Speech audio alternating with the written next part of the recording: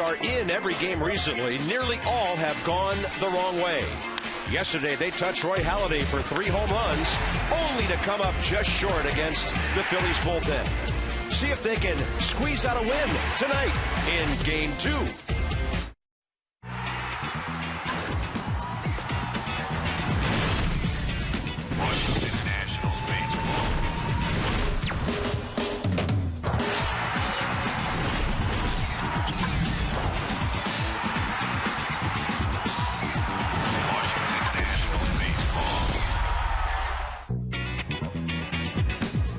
On a sizzling night in our nation's capital, they're coming down from the Navy Yard station. Good crowd on hand. Can Jason Marquee stop the Phillies tonight? Can Michael Morse simply keep doing what he's been doing?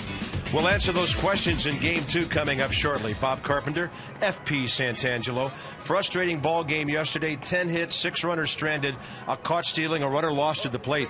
These little things do mean a lot. Well, they do mean a lot when you're hitting 230 as a team and you're hitting 222 with runners in scoring position. So the little things all of a sudden become big things. And you go back to yesterday's ball game.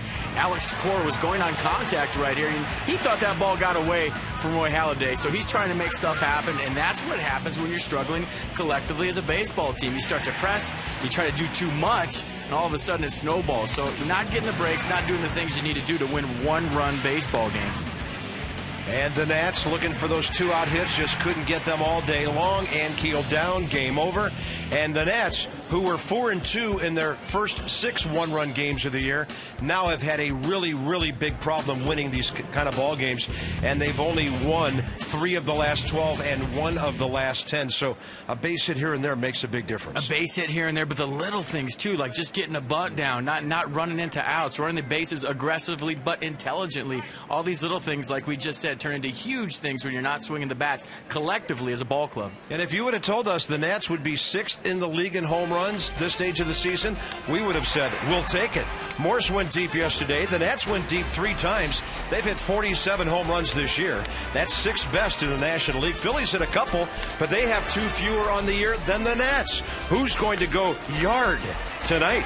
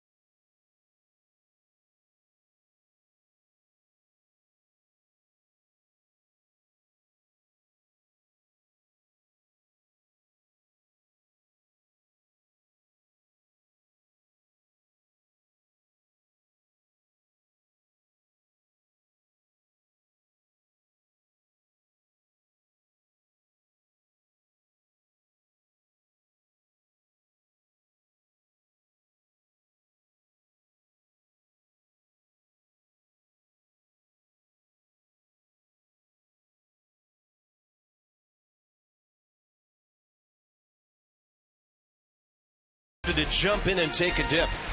It's in the mid-90s at Nationals Park tonight for Game 2 of the Phillies and the Nats. Phils have won 6 of the first 7.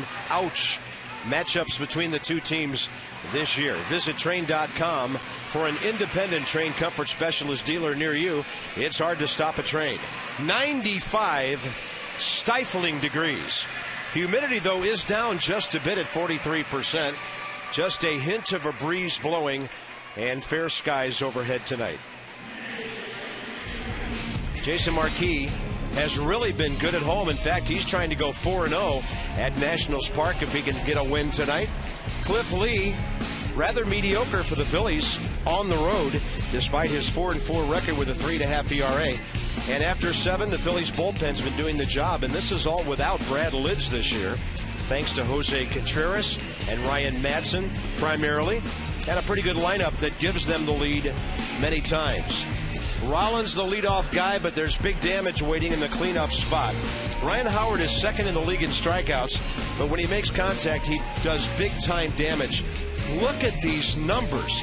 34 homers against the Nationals. Are you kidding me? Over the last 6 years? That's unbelievable. Let's walk him 4 times and take our chances. Jason Marquee, too competitive to want to do that.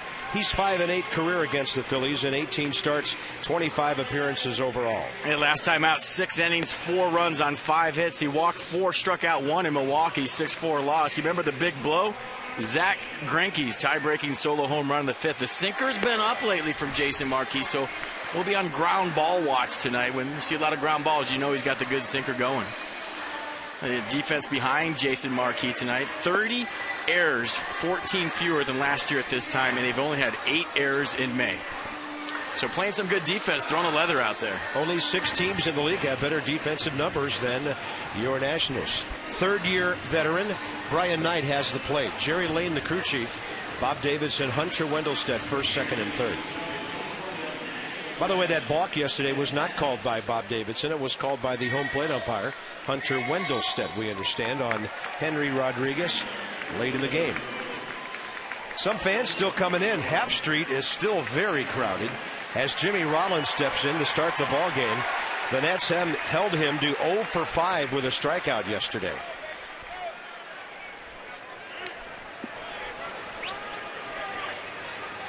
Marquee ready from the third base side of the pitching rubber. Jimmy Rollins crowds the plate. Jerry Hairston Jr. shallow at third, and the ball game's underway with strike 1 at 7:07. Metro has been very, very busy on this day. A lot of folks will get here late. Jimmy Rollins acts like he didn't like that first call of the game. Jason Marquee, by the way, had to kick the rosin bag further down the back hill of the mound. It was right behind the rubber. You don't want your guy stepping on that chasing a chopper. And Rollins will serve it to the right side for Danny Espinosa. 2 pitches and a good start. I said we watched the ground ball meter. So far, so good. 2 balls down the strike zone. You see Jason Marquee, he's had some struggles early on in starts. So you see ground balls early, sinkers down in the strike zone. And against this team, boy, you have to keep the baseball down. Last time out at Milwaukee, 5 hits, but 4 runs in 6 innings against the hot-hitting Brewers. One of the problems was he walked a very uncharacteristic 4 hitters, the most in any game this year. In fact, in his last 2 games, he's walked 7 batters, and he's only given free passes 17 times all year. And against the Phillies, you cannot walk these guys. Polanco, 9th in the league at .317.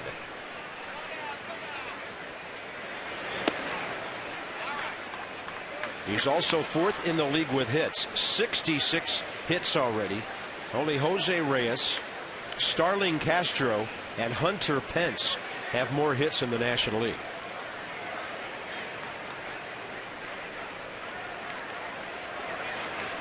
Marquee really rocks for a while, and he goes on that back leg before he comes toward home plate. Very deliberate delivery. Making his 11th start of the year with a 5-2 record.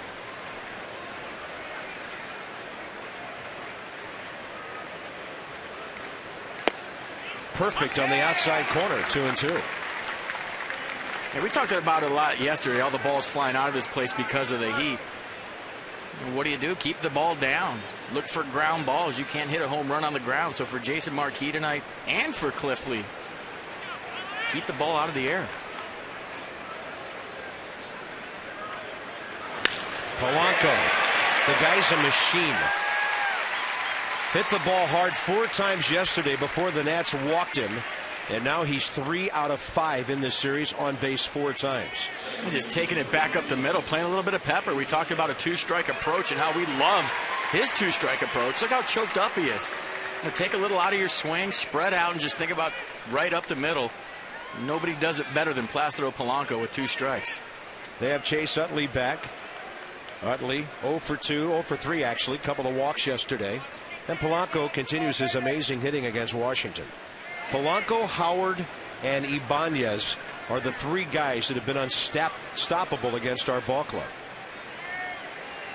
Utley 5 for 24 in 7 games since returning from the DL. He goes up swinging, hits the ball hard to right center, but Jason Worth is there. 10 feet in front of the scoreboard for the second out. We saw yesterday against Levon at times the Phillies attacking early in the count. Didn't seem to bother them second time around when they had seen not that many pitches, and then they started hitting the ball hard. After all the home runs hit yesterday, I had a little flinch on that ball by Chase Utley. I thought he got it.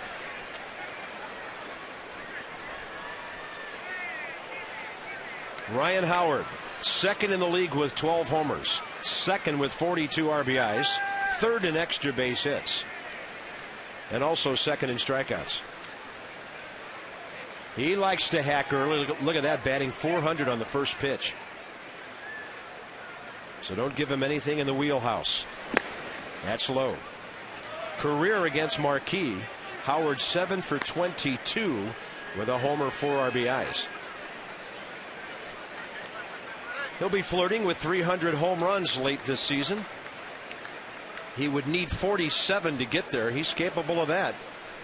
At 45 2 years ago, 48 3 years ago. Up the middle. That's Desmond, the shortstop, playing near second base. And a good first inning for Marquee. Fans are walking in, and a couple of ground balls as well. Good signs early in this one.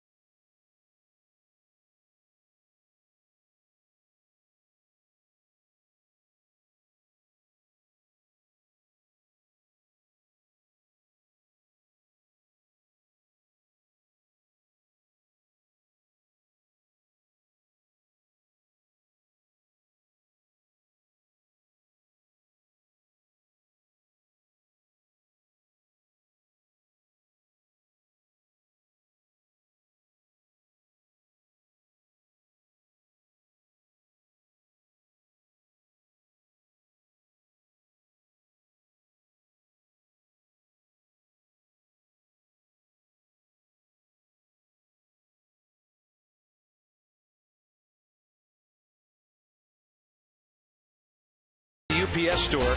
We love logistics. Pudge, in his career against Cliff Lee, pretty good efficiency. At 12 for 32 with 5 RBIs. That's a batting mark of 375 against a quality pitcher that he saw a number of times in the American League. So Pudge is in there batting 6th. Lee takes the mound, 4-4 with a 3.5 ERA for his 12th start. Career against the Nats, 3-0, a stingy 144 earned run average. Yeah, last time out was the day after the 19-inning game. Cliff Lee went 8 innings, gave up 10 hits, 4 runs, 1 home run, 2-run job to Jay Bruce in the 6th inning. Fastball, slider, cutter, curveball change from Cliff Lee. Roger Bernardina hitting at 247. His on-base percentage now down to 307, but Roger has been on base 19 times in the last 13 games he has played. Got off to that really quick start. Now the league has made some adjustments to him. It's up to him to return the favor. Day off against Roy Halladay, but guess what? You got Cliff Lee the next day. Go get him. Yeah. Hey, and then it's really easy tomorrow with Roy Oswalt.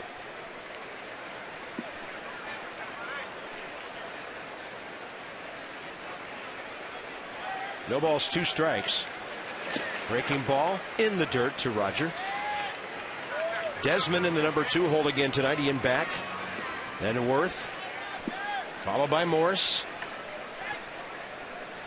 It's a night to wipe your brow to get that batting helmet in place. There's Roy Halladay.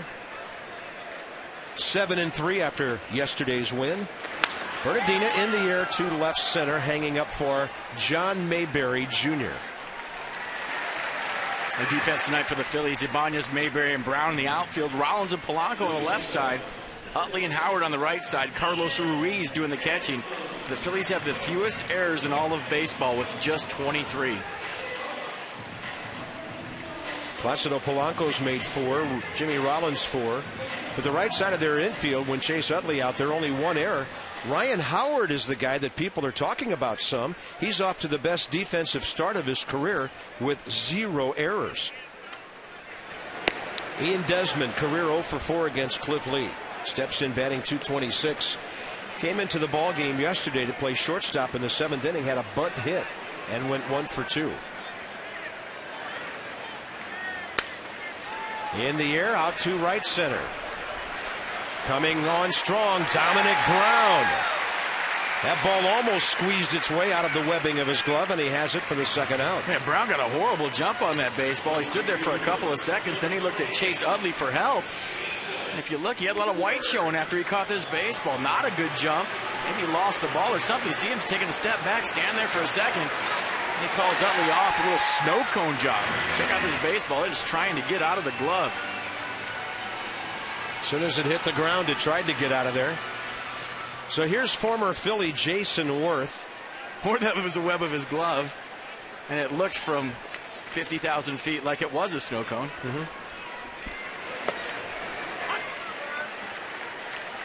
Worth, over his last 13 games, hitting .339 with an on-base percentage of .415. So you might call it the best sustained offense for Jason over the last 2 weeks that he's had all year.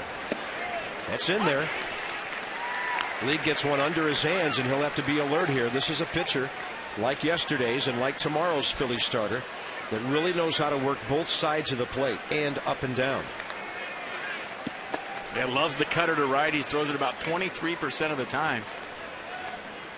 Threw his only complete game of the year on this diamond back on April 14th.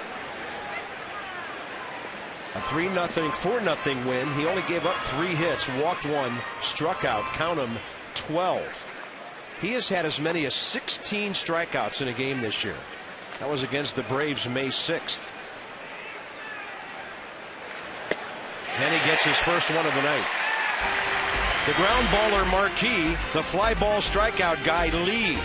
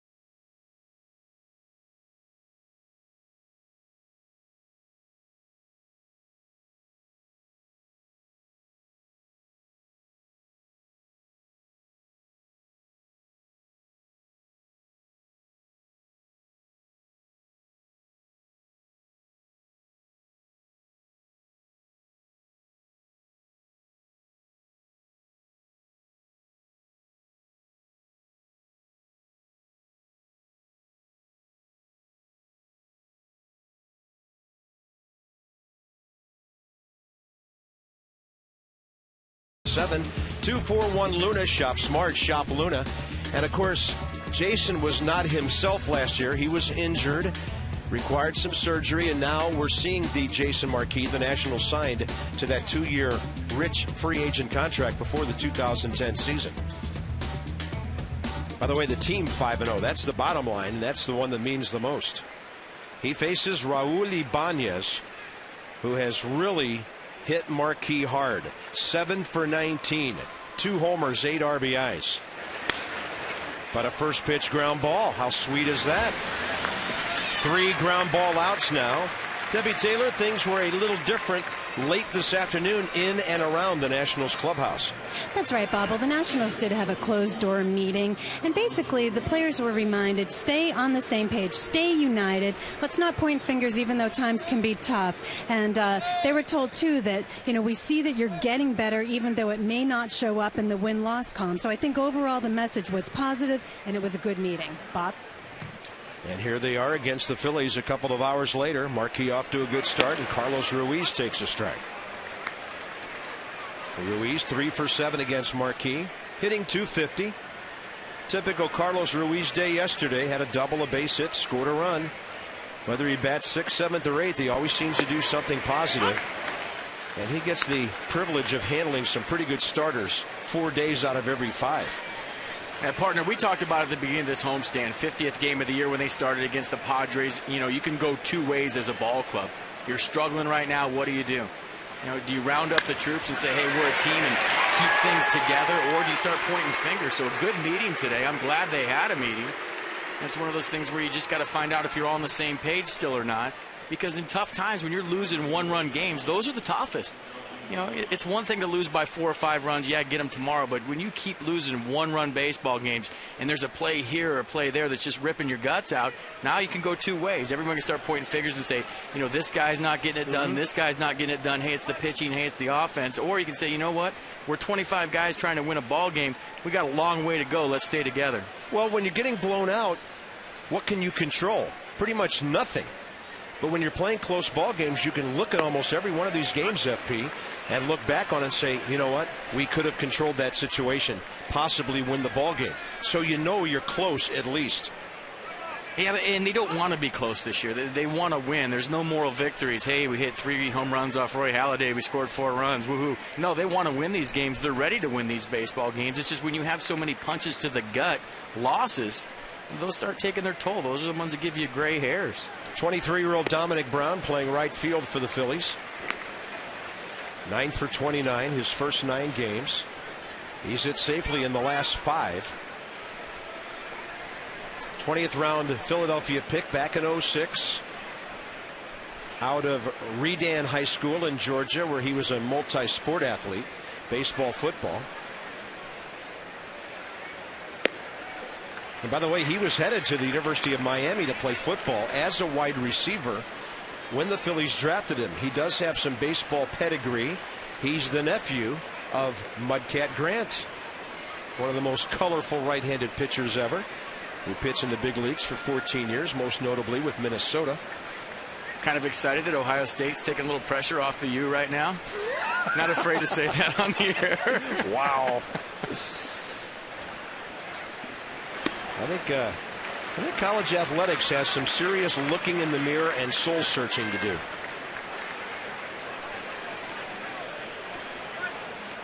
Next up is another young man with major league pedigree, John Mayberry Jr.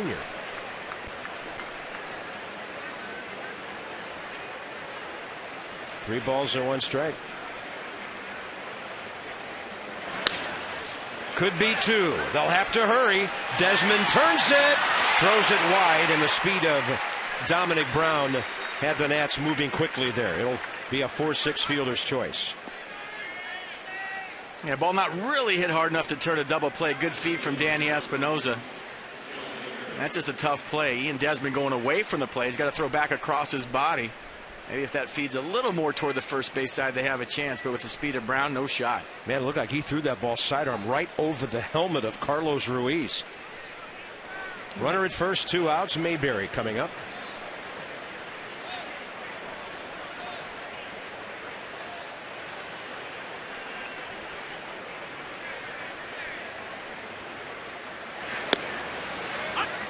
Marquee throwing strikes.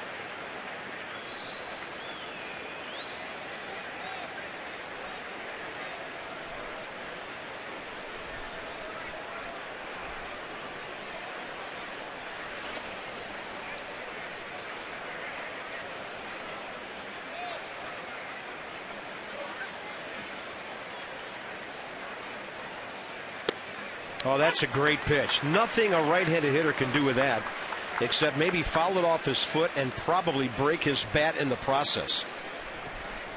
Yeah, look at the late movement right there.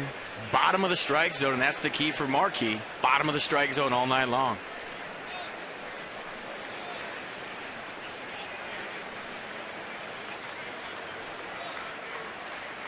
Dominic Brown, pretty good lead at first, not going anywhere. And that's not a bad 0-2 pitch down in that same area. Hey, Brown, one stolen base. He's been caught once. And I'm just wondering if, the Nationals catchers have become part of the scouting report for oppositions. Thrown out of 13 of 31 runners, 42%. We talk about Pudge back there and Wilson Ramos. These guys can throw, and I think the word's getting around the league that if you're going to run on the Nationals, you better have your best jump. 1-2.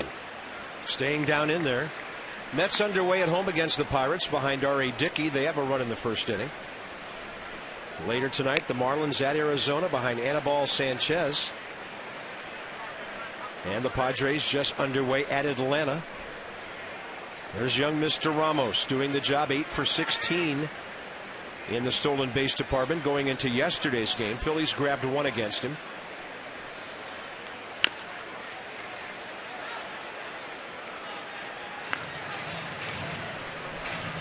Jason Marquee's career record 101 and 94, making his 255th start. Overall, his 314th appearance. He has spent about 60 games of his career as a reliever.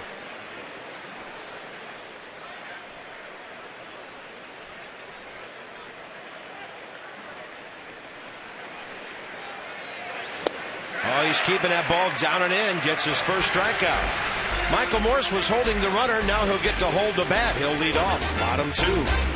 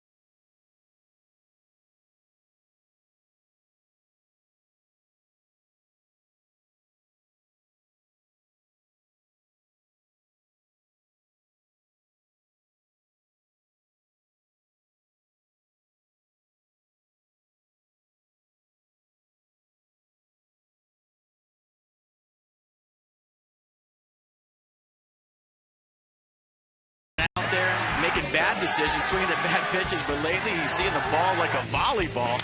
And Morse has been a horse for the Nats of late. Of course.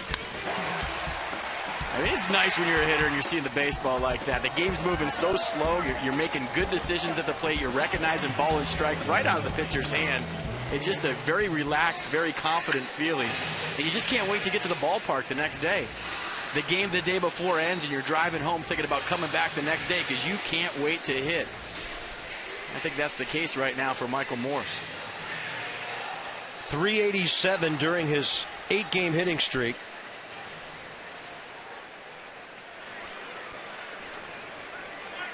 With 5 of his home runs and half his RBIs on the year. 2 for 10 career against Cliff Lee. Lee's given up 6 home runs this year in 76 innings. Now he's given up a base hit. 9-game hitting streak. And one of the things that's impressing us so much about Michael is when he's not able to hit the ball for power, he's still getting his base hits, FP. So this is not an all or nothing hitting streak. Yeah, look at the pitch from Cliff Lee up in the strike zone. He is getting his hits, taking a little out of his swing right there. Doing his impersonation of Placido Polanco, but it's always nice to get a knock your first time out. Now you can relax a little bit, look for a ball out over the zone, and maybe think about doing some serious damage your next time up. Flirting with 400 now over his 9-game hitting streak. You don't build a hitting streak of 7, 8, 9 games without getting singles in there somewhere. So here's Danny Espinosa, who batting right-handed this year has his average up to 255. Overall, he's at 205. Danny does tend to be an all-or-nothing hitter at times from the other side of the plate. But it's a good 205, Bob. When you talk about the team hitting 222 with runners in scoring position, Danny Espinosa is hitting 345 with runners in scoring position. Here's an interesting number for you. He has the same number of extra base hits, 7, from the right side as he does from the left in almost 80 fewer at-bats. So he's really getting it done from this side of the plate.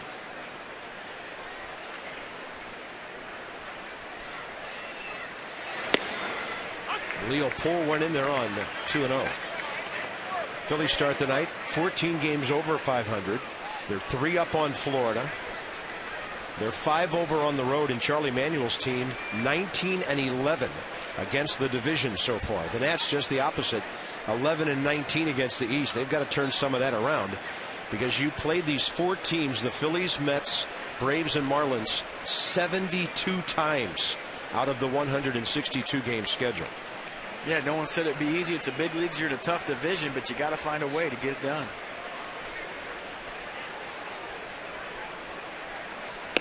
Great changeup on 2-1. Espinosa thought he was gearing up for a fastball there.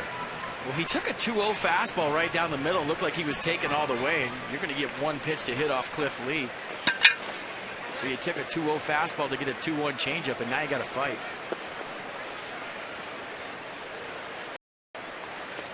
And fight he does. Deep short. Rollins, no play at second. Michael Morse calls himself safe, and Bob Davidson agrees. 2 on, nobody out.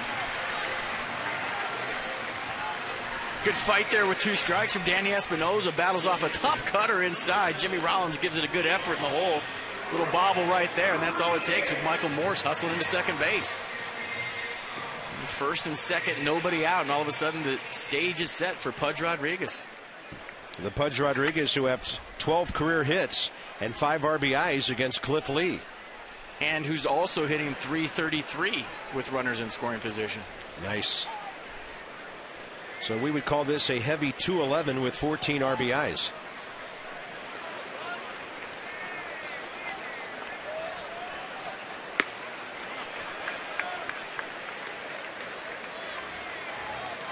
I guarantee he did that on his own. I didn't see Bo Porter give him a sign. Pudge Rodriguez thinking like a winner right now. Runners on first and second base, trying to get guys over, set the table for Hairston and Bixler. But Lee falls behind 2-0. Now if he does what he did against Espinosa, Pudge might see a 2-0 fastball here.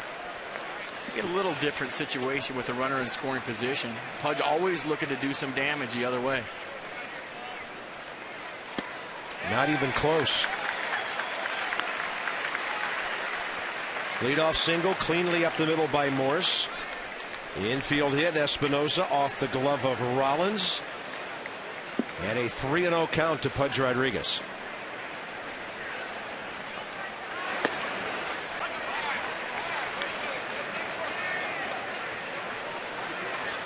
Be interesting to see if Lee goes fastball right here. Yep. A lot of times when he's behind the count, he'll go change up. He doesn't throw it a whole lot. His go-to pitch is a cutter. He likes to throw it in when he's behind the count.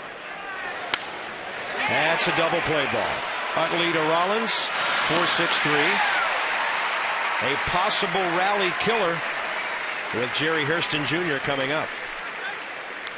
Double play balls really hurt the Nats in the San Diego series, and now they've hit into one tonight. Expect great things in a couple of weeks here with the Harris Teeter Family Fun Pack. St. Louis in, then Baltimore. It happens on Saturdays and Sundays.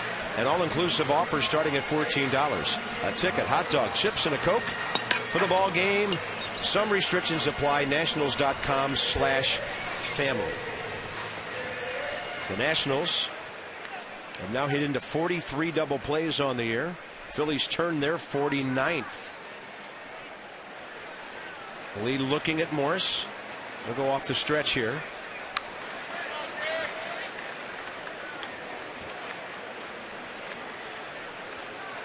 And Jerry Hairston Jr. hitting .311 over the last 3 weeks. A 2-out RBI opportunity.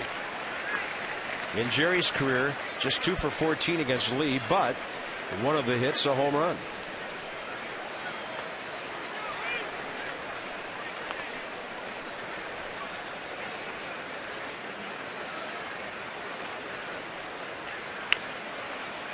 Now he's ahead with a breaking ball. How about the Nationals as a team this year, FP, with 2 outs and runners in scoring position? Well, it's just been a huge scuffle for them all season long. So far, they're hitting 148, 28 for 189. So they're still looking for that big hit. 28 for 189. That's 161 empty at bats.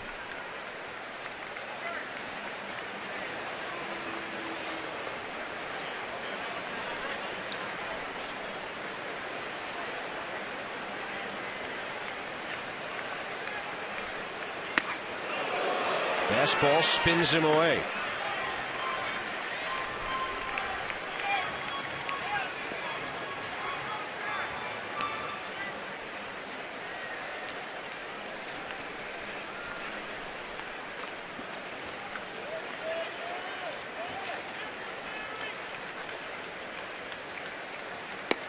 And he goes changeup, and Jerry identifies it. That ball was diving down and away from him. And that's a tough take after you get the cutter in and then change up away. Jerry Hairston Jr. doing a good job of taking that pitch. A lot of times you'll see guys after a fastball in the inner half of the plate, all of a sudden they're made aware of that pitch. They'll chase the change up away, so that's a good take. Outfield around to the right. Big gap in left center. And Hairston gets jammed. That'll be cut off by Polanco. And again, the Nats 2 on, nobody out, and nothing to show. On to the third, no score.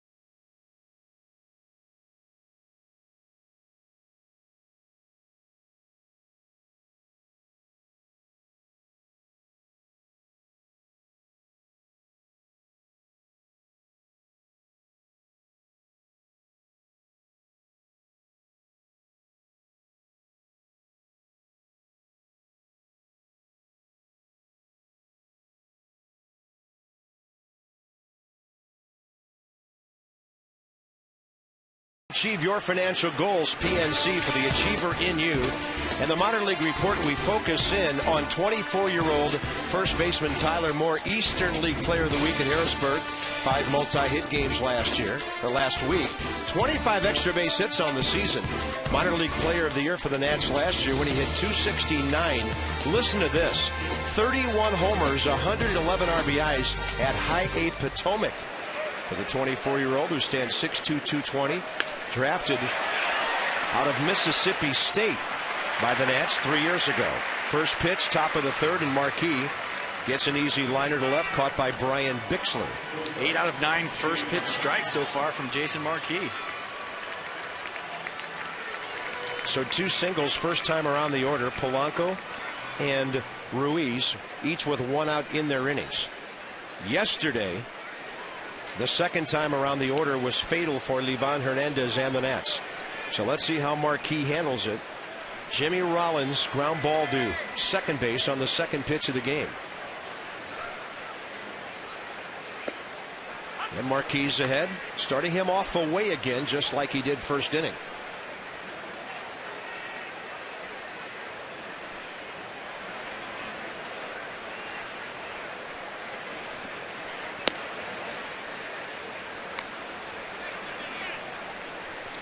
Livan Hernandez, 8 hits, 4 runs, and 6 1/3 yesterday. 104 pitches on a 91-degree afternoon. And that was the game time temperature. I bet you by the time Livan walked off in the 7th, it was probably 94, 95 out here.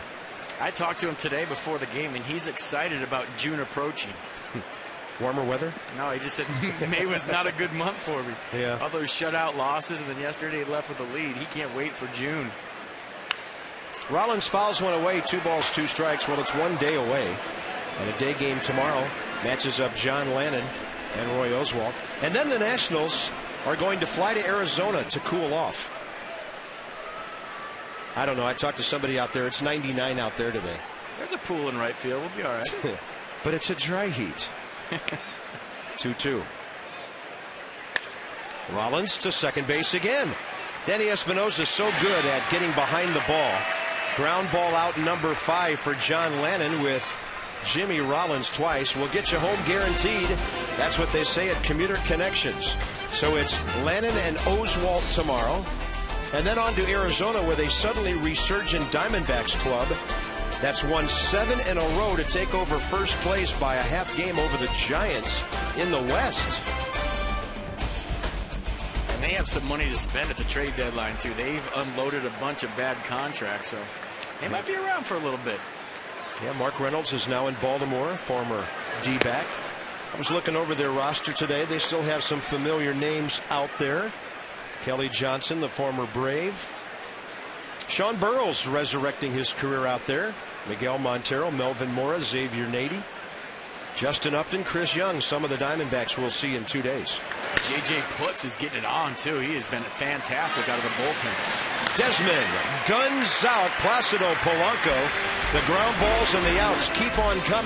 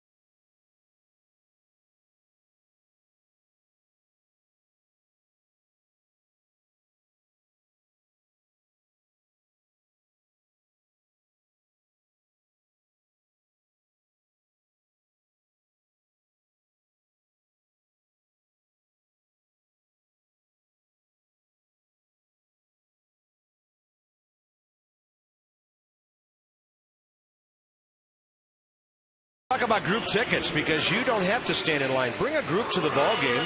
The bigger the group, the bigger the savings, and you will be served here at the ballpark with a great time in Nats baseball. Go to nationals.com/groups.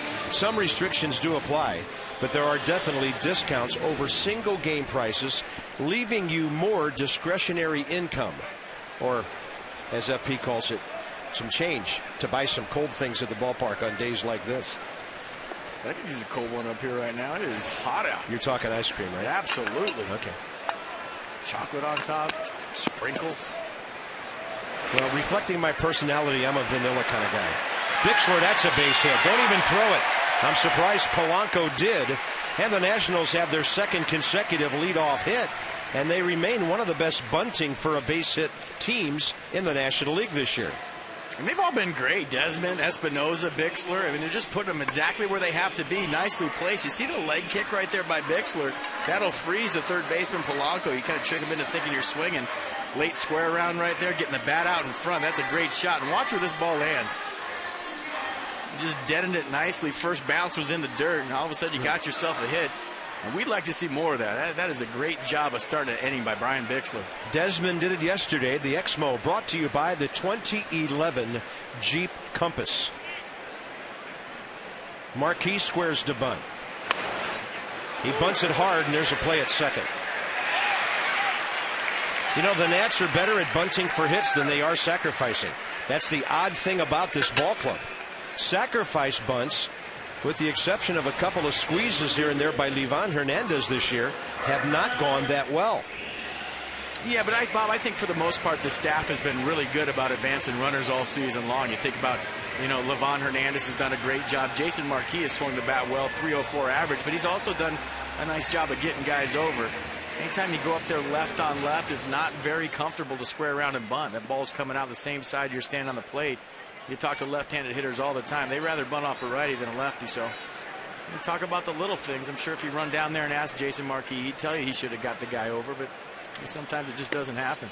The Nats do have 25 sacrifice bunts this year. 14 of them by the pitchers.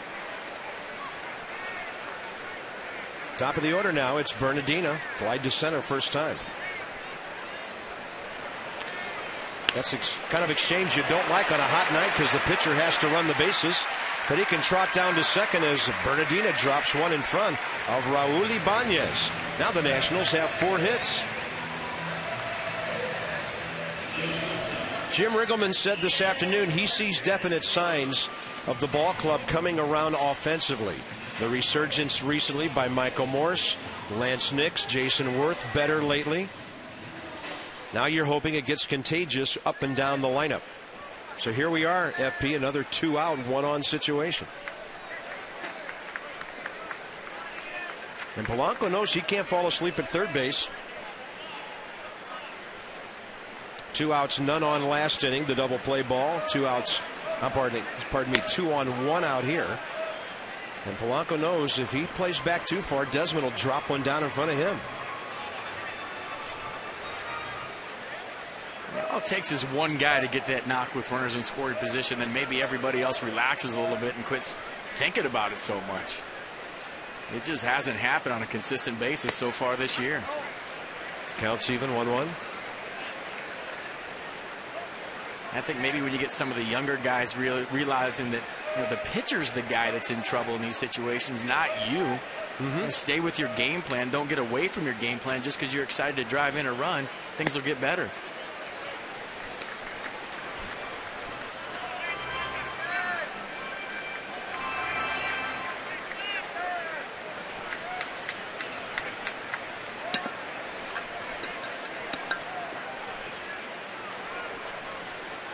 Two and 1 to Desmond. It's an action type count with men on base. He offered late off, and a good take because that ball was a pop-up waiting to happen, and he works the count now to 3-1. And see, these are the at-bats you want to see more of from Ian Desmond. A lot of times with runners in scoring position, he looks very excitable up there, swings at the first pitch. Going up there against one of the best lefties in baseball, he's got himself a good count to hit with all of a sudden. Desmond, respectable numbers in these situations. He takes the walk, and the bases are loaded for Jason Worth. That's a nice, relaxed at-bat, very calm at-bat from a young guy that swung at a lot of pitches in those situations. That's called sticking with the game plan. He was sitting on one pitch right there, hunting one pitch. He didn't get it. You take the walk, keep the line moving, pass the baton on to the next guy. And it took May 31st for Ian Desmond to reach double figures in walks, his 10th of the year. A very good at-bat. Big spot now for Worth against his former team.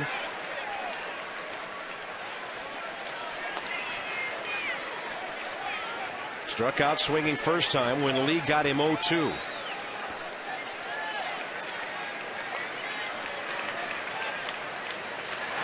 Hard breaking ball down and in.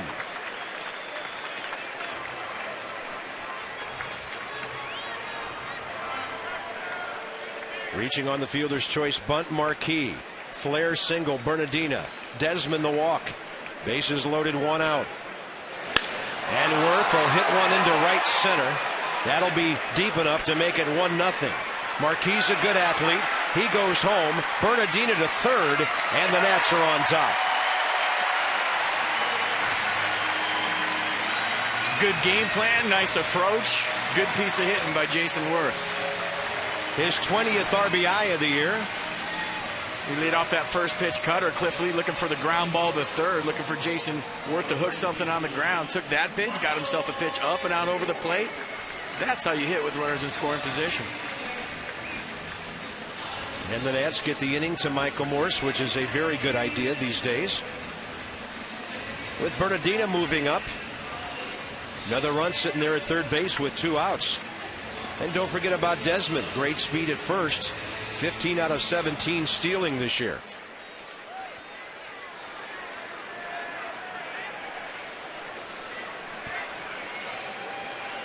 With that in mind, a calling card toss to first.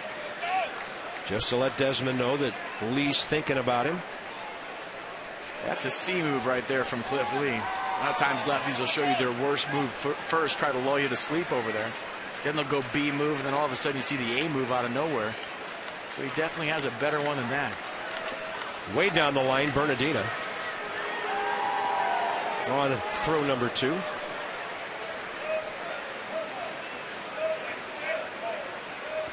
This all set up by the leadoff bunt hit by Brian Bixler.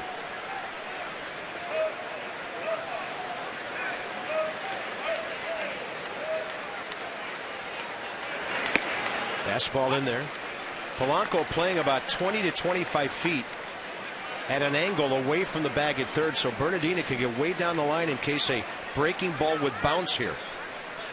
Or if he times a pickoff throw and knows it's coming, he could beat the relay from first to home. That's a broken bat, base hit. Nationals lead 2-0 as Michael Morse continues to sizzle. RBI number 23. Everybody looks okay where that barrel flew into the seats over the Phillies dugout. Died a hero. Keeping your hands inside the baseball. When it's going good, folks, it's going good. Hitting home runs, broken bat singles, ground balls up the middle. When you are hot, you are hot. And right now, Michael Morse is definitely hot. Just to show you how strong he is, that bat went a long way. Went all the way over the Phillies dugout, past the camera well. About 4 rows into the stands, it looks like everybody's okay. Danny Espinosa, base hit off Jimmy Rollins' glove first time. And he hits one well to left center. Heading for the bullpen. Gone! 5-0 Washington.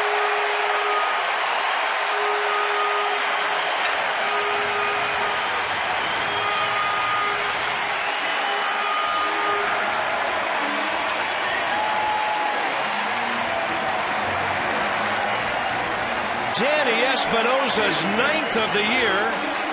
League-leading rookie RBI total jumps up to 32. You see, Skipper, I want to hit 4th against lefties next time. Danny Espinosa, serious pop from the right side. Getting the pitch out over the plate, doing some serious damage on the first pitch. Little ambush from Danny Espinosa. All of a sudden, the Nats got 5 runs off Cliff Lee. Whatever they said in the meeting sure worked. 4 of them scoring after 2 outs. 1 of them scored on the second out. And the 8th man to bat in the inning is Pudge Rodriguez. Danny Espinosa starting to really gear it up from the right side of that plate. Outside, 2-0. Cliff Lee gives up his 7th homer of the year. The Nats hit their 48th.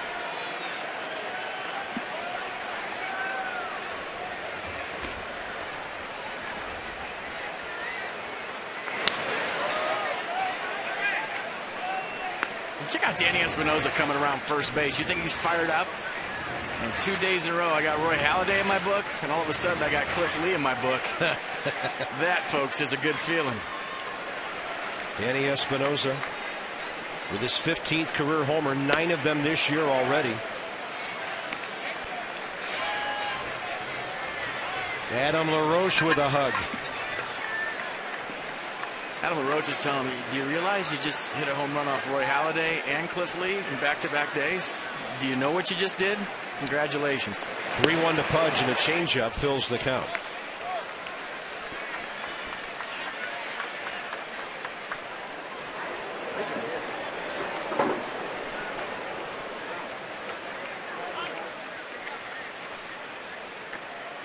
Nine homers and 32 RBIs for Espinosa at the end of May. Pudge takes the walk, and 9 Nationals at least will bat in this inning. Cliff Lee with his 2nd walk of this inning and the game. That'll bring in Jerry Hairston Jr. Rich Doobie going to take a trip out to the mound and try to settle down his left-hander. When you talk about his last outing against the Reds, he gave up 10 hits and 6 so far tonight, and 5 runs. And that's why you play the games. You look on paper and you see the way the Nationals are swinging the bat, you think, okay, they have no chance against Roy Halladay. They have no chance against Cliff Lee. Yesterday, 3 home runs off Halladay, and today 5 runs off Lee. And we cannot emphasize, FP, how important was that 2-out hit by Michael Morse. Kept this thing going, got Espinosa to the plate with a 2-run lead, and he just let it fly.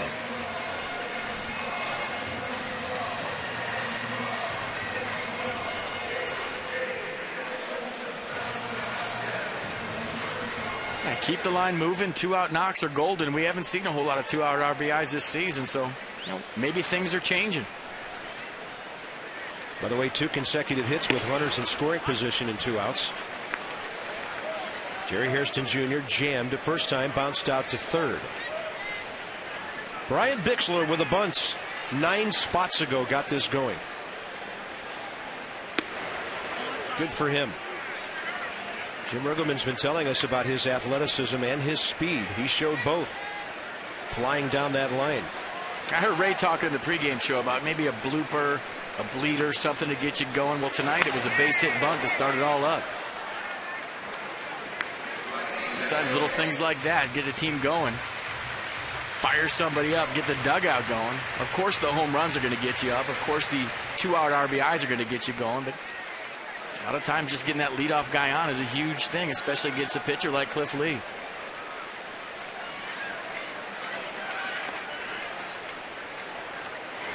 Hairston takes it inside.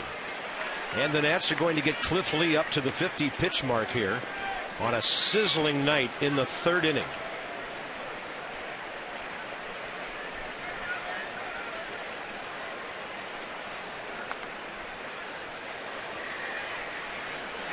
Two-two, and Hairston hits it well to right center. Right there is Mayberry. Great inning for the Nats in the 3rd. RBIs from Worth, Morse, and Espinosa. Danny gets the big blow. Clear skies overhead. 2-out lightning by the Nats.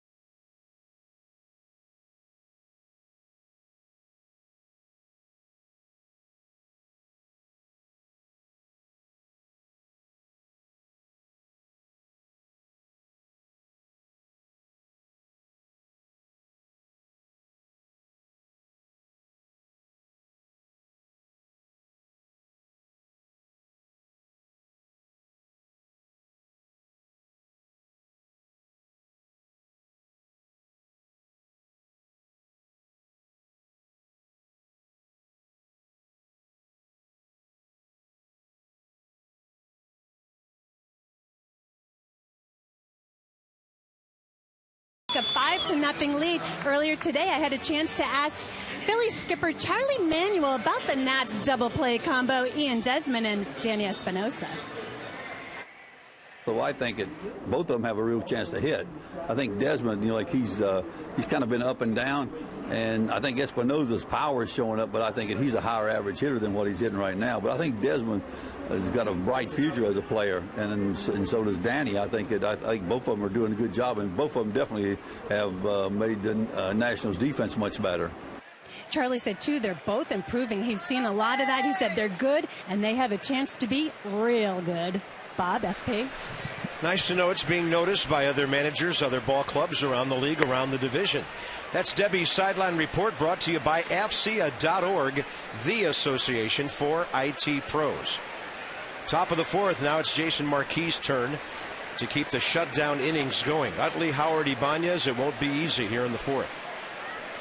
Chase Utley, first pitch swinging, fly ball to right first time. And it's so big to get Cliff Lee back on the mound, for Jason Marquee to get his team back in the dugout. The Nats obviously have the momentum right now. Don't let Cliff Lee regroup. Get him right back out there.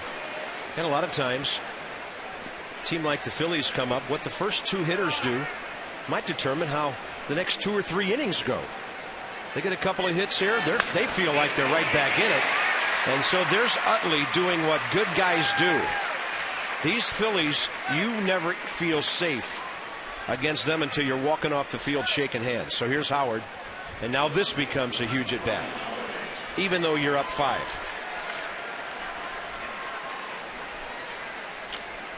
We've just watched these guys too many times for too many years to know that they're ever out of a ball game. Howard hit one to Desmond, who was playing right where he is now on the shift, just to the right field side behind the second base bag. That's all you have to do is go back to yesterday, the 3-run fourth inning. Homer, double, single. When these guys get it rolling, you need a 20-second timeout sometimes. And that was the second time around the order. That's where this game sits right now. If you see a ground ball to Desmond, Hairston will hustle over and try to play shortstop. Probably one to Espinosa as well. Marquee goes 2-0.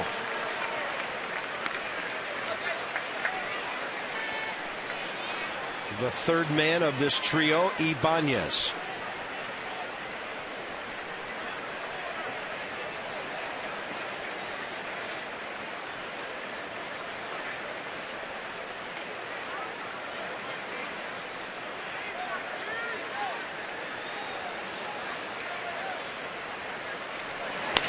Tapper to the mound.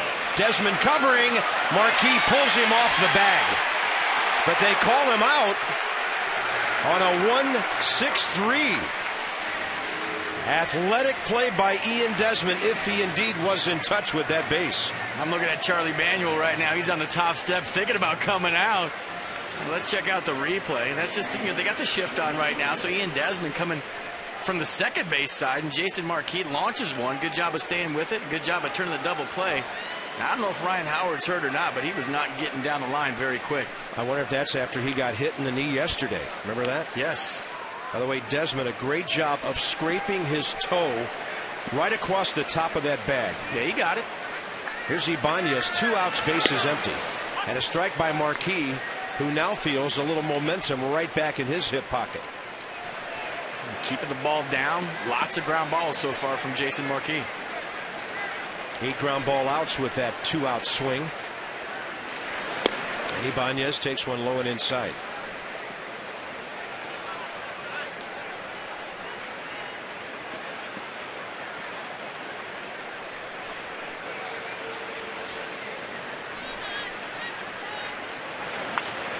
Ibanez fouls one off to the left side.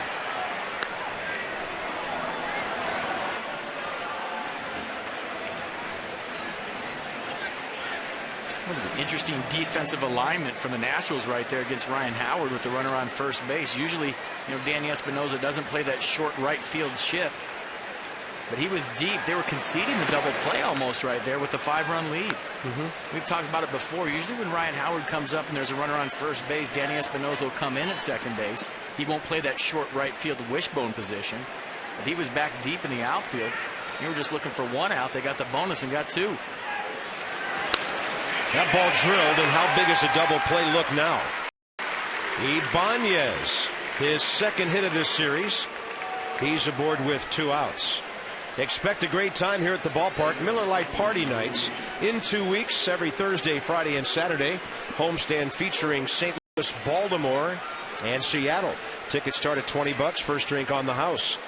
Happy hour. Get here early. $5 beers, live music, entertainment. Nationals.com/party. Some restrictions apply. And here's Carlos Ruiz.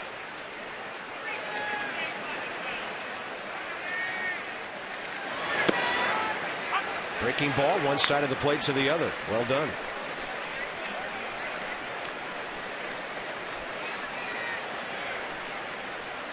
Ruiz, a line drive hit up the middle, his first time. Target in. Oh, look at him bury that fastball in there. 89 right off the hands, FP. Kinetic pitch track. Target in, spot hit. You get Pudge right there sticking it, hit the good down and in frame job. And Jason Marquee's been down there all night. Slider away, fastball in. Let's see if he goes in again. Line drive, Desmond there. As 0 on the board, Brian Bixler will lead off again. It's 5-0 Nationals.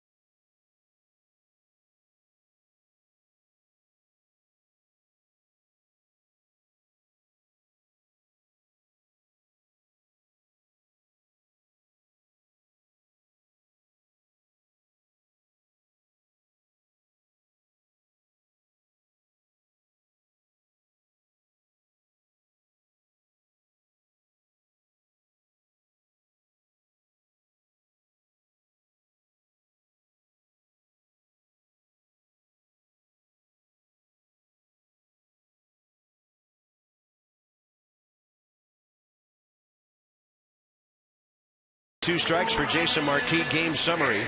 Then there's the offense. In FP, sometimes we talk about the little things. When they're put together with a big one, things really go well. Just a perfect bunt from Brian Bixler to start the whole thing up. You look at the placement.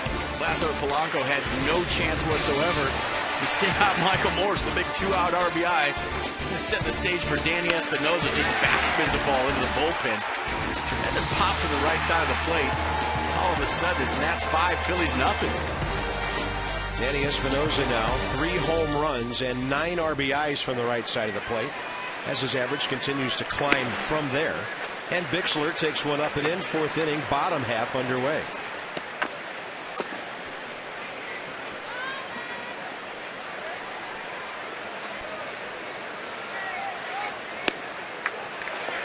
Looked like a cutter getting in on him as he started his swing.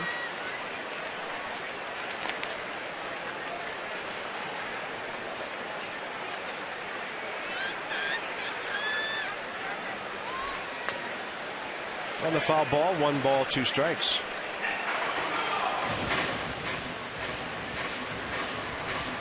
Jason Marquee. Failed bunt attempt first time, but he ended up coming around and scoring on the sacrifice fly by Jason Worth before the fireworks began. And a 1-2, and Bixler hangs tough. Nationals with their 5 runs on 6 hits. All of that coming in the second and third innings. Getting Cliff Lee up to 51 pitches with 9 outs tonight.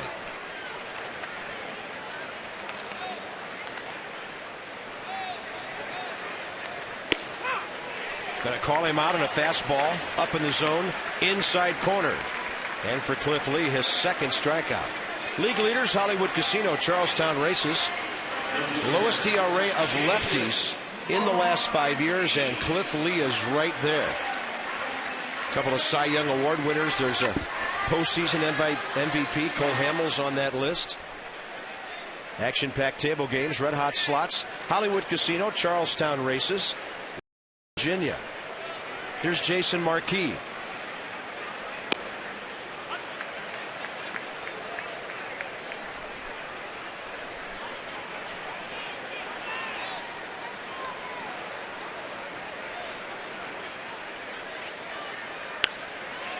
Pretty good hack by a good hacker. I talked to him before the game, Bob, and I said, oh, left on left tonight. And he said, I don't care. You think I care if a left-hander's pitching? That's a good point. If you can hit a 94-mile-an-hour Tim Lincecum fastball over your head for a hit, who cares if the other guy's left-handed? True. Outside, 1-1. Ruiz tried to frame it. Pardon me, 1-2 now. Marquee career batting average coming into this game of .204. 7 for 24 on the year.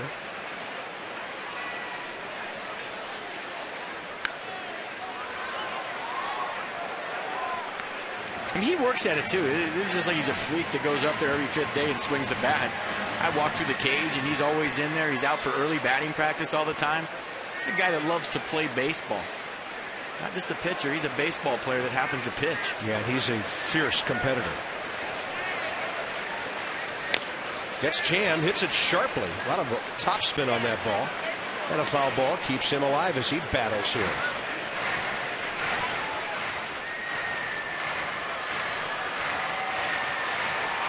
Nationals are playing their 25th home game of the year and trying to win here to stay above 500 at Nationals Park. Season reaches its 1/3 point at the end of this game tonight. Look at Marquee hack that one right at Dominic Brown. 2 outs. He does not get cheated. I've been giggling over here because that was a great at-bat. He could hack. Trivia. Fact number 1. Jimmy Rollins, the only player in MLB history. 200 hits, 15 triples, 25 homers, and 25 steals in the same season. That's what you call a leadoff guy doing it all for his ball club. He was a 30-30 with 30 homers, 41 stolen bases. Jimmy batted .296 that year. Phillies made it to the division series. That was a year before they finally took that final step and went to the World Series 2 straight years.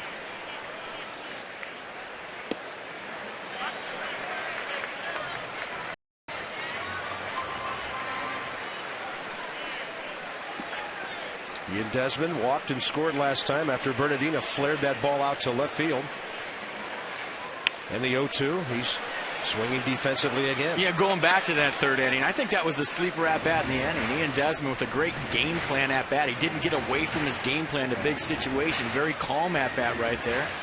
And take what they give you. If they're going to walk you, walk you. Keep the line moving.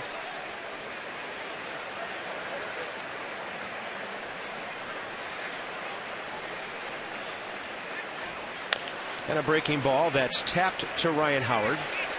Nats are gone 1-2-3 in the 4th inning. Bottom of the order coming up. World War II Memorial. Beautiful on this day after Memorial Day.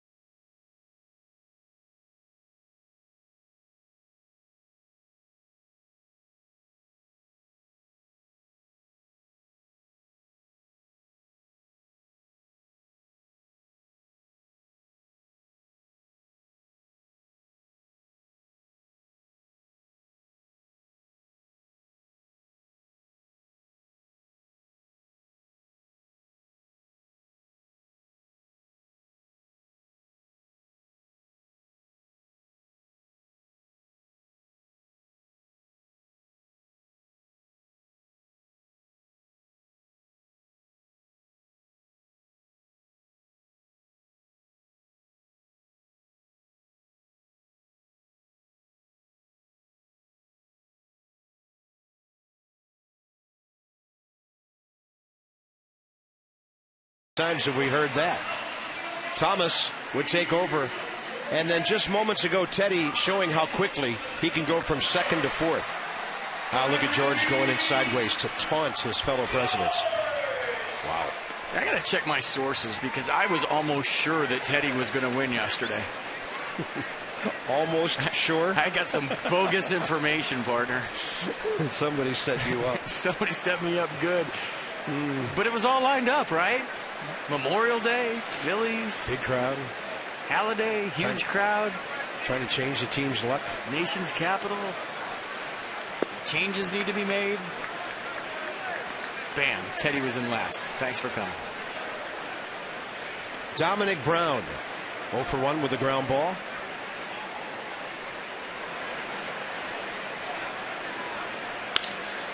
This ball slicing left field line and just into the seats. Jason Marquee's first 4 innings. No runs on 3 hits, 8 ground ball outs, including a double play. And another ball hit by Ruiz to end the 4th on the infield to the shortstop. So out of 12 outs, 9 on the infield. I guess 10 if you include the strikeout. Just 2 balls into the outfield so far.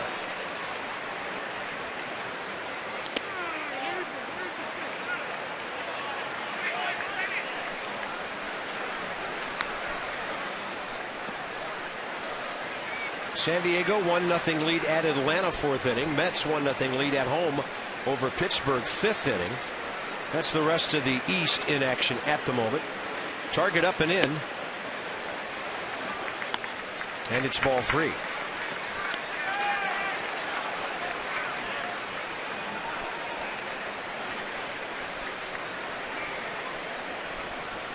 Number 8 man John Mayberry Jr. here in the 5th is next. Full count.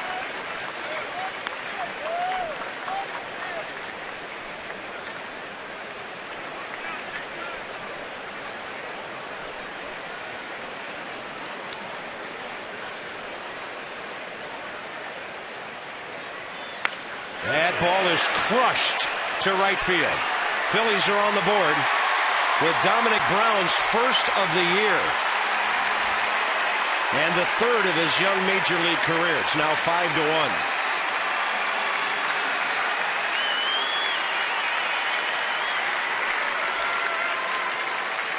And just a challenge 3-2 fastball from Jason Marquee, and Dominic Brown creates some serious backspin. Watch him get on top of this ball. Sinker up in the zone. One of the only sinkers Jason Marquee has gotten up in the strike zone so far tonight. And Dominic Brown makes him pay. With the Pitch Track, Kinetic North America providing world-class technology to our national and homeland security customers. Phillies on the board here in the 5th inning. John Mayberry is next. Now Marquee fell behind, got strike 2. And he doesn't usually throw heaters up there very much. Well, it's better than walking him. 3-2 challenge fastball. You got beat. Get the next guy. On a breaking ball, fouled away.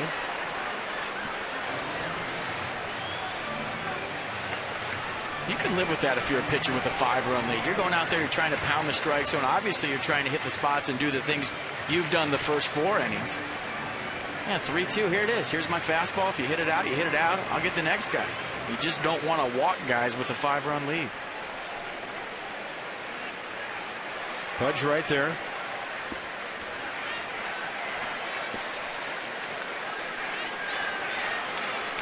Pitcher on deck, Cliff Lee here, 5th inning.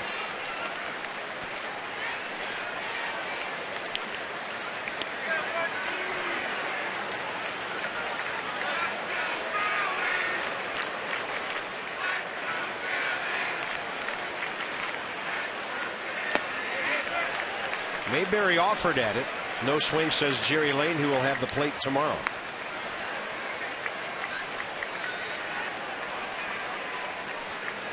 Let's check it out one more time. Did he go?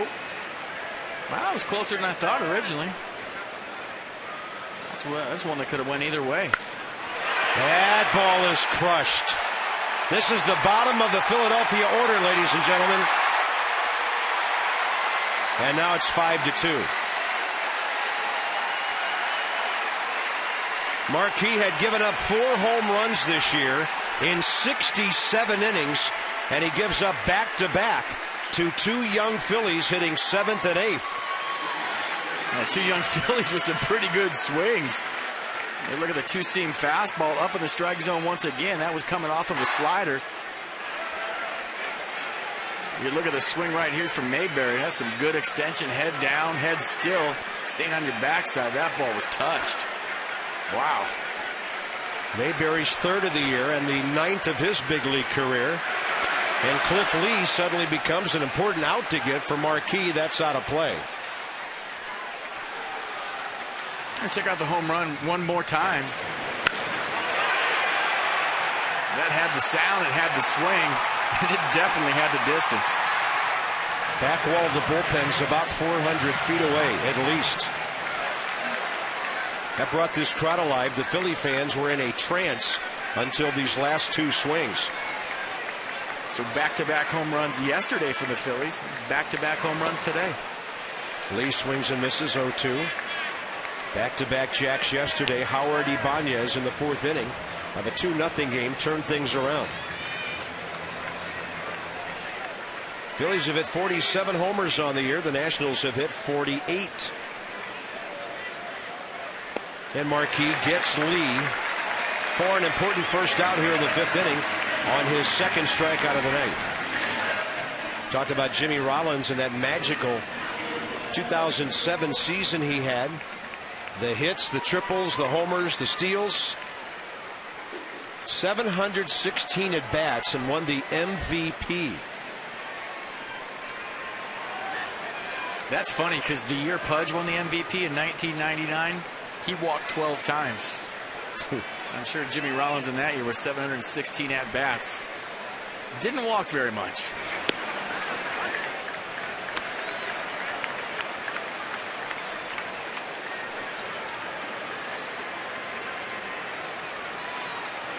.716 official at bats that year. Played all 162 games.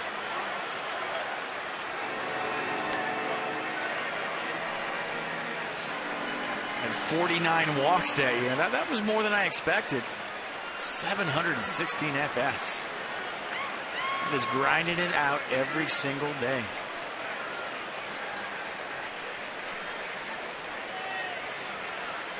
.139 runs. Wow.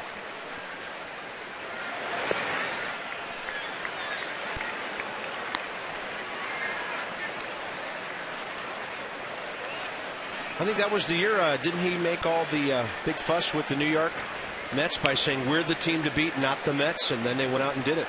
He walked the talk. Mets had a huge collapse that year, and the Nationals and the Marlins had a whole lot to do with that in the last 2 weeks of the season. Desmond throws out Jimmy Rollins, who is, I'm knocking on wood as I say this, 0 for 8 in this series.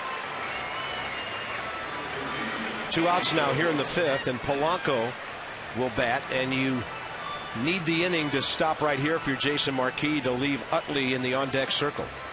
Well, we saw Livan Hernandez weather the storm yesterday. Let's see if Jason Marquee can weather the storm tonight.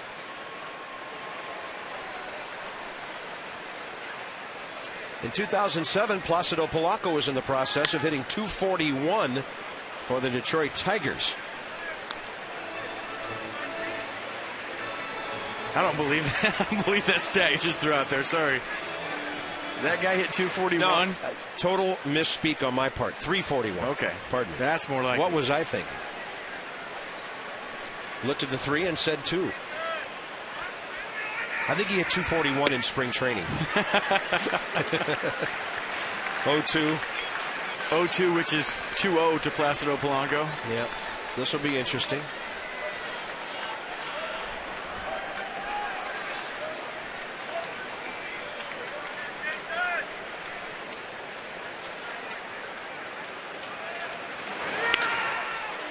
That ball in on his hands. Probably one of the few guys who doesn't break his bat on that contact. In fact, he did. I thought it sounded a little funny, but he didn't act like he busted it.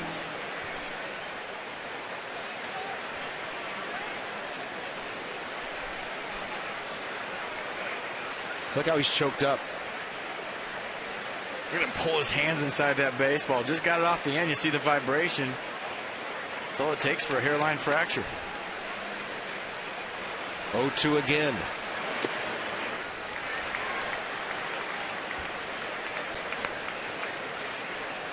Try an elevated fastball right here. See if he'll chase. A great plate discipline with 2 strikes, but every once in a while you see him go after a high fastball in his eyes.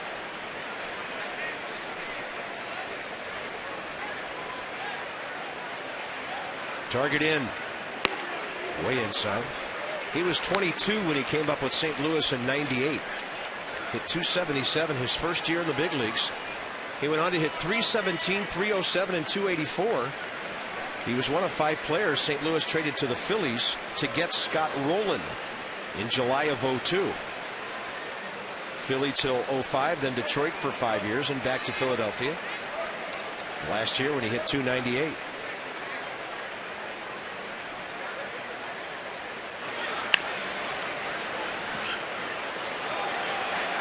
He's trying everything. That was a front hip cutter. He started it right at his front hip, tried to bring it back. The pitch before was a 2-seam fastball in his hands after a slider away. Jason Marquee going with everything but the kitchen sink right here to Placido Polanco.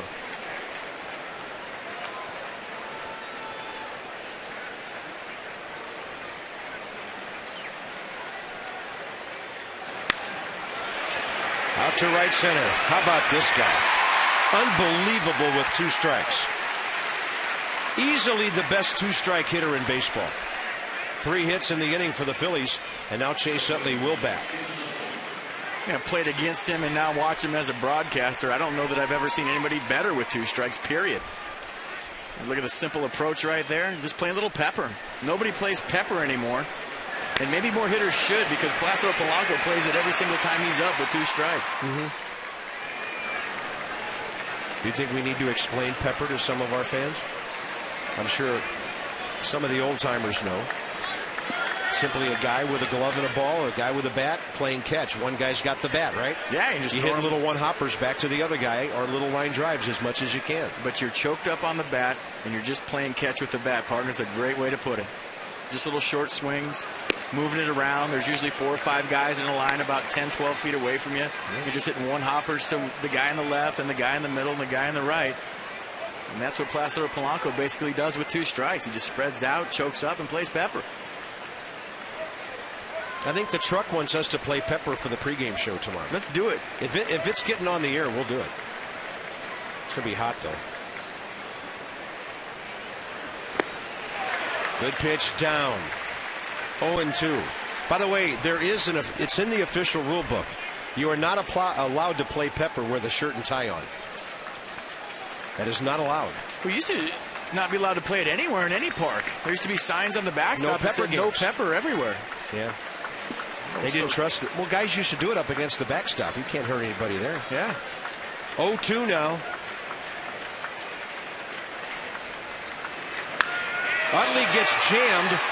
Worth is back, and he's got it. That ball got inside on Chase Utley just enough, or he would have hit it out of the ballpark. Then Jason Worth fakes like he's going to throw the ball to the Philly fans.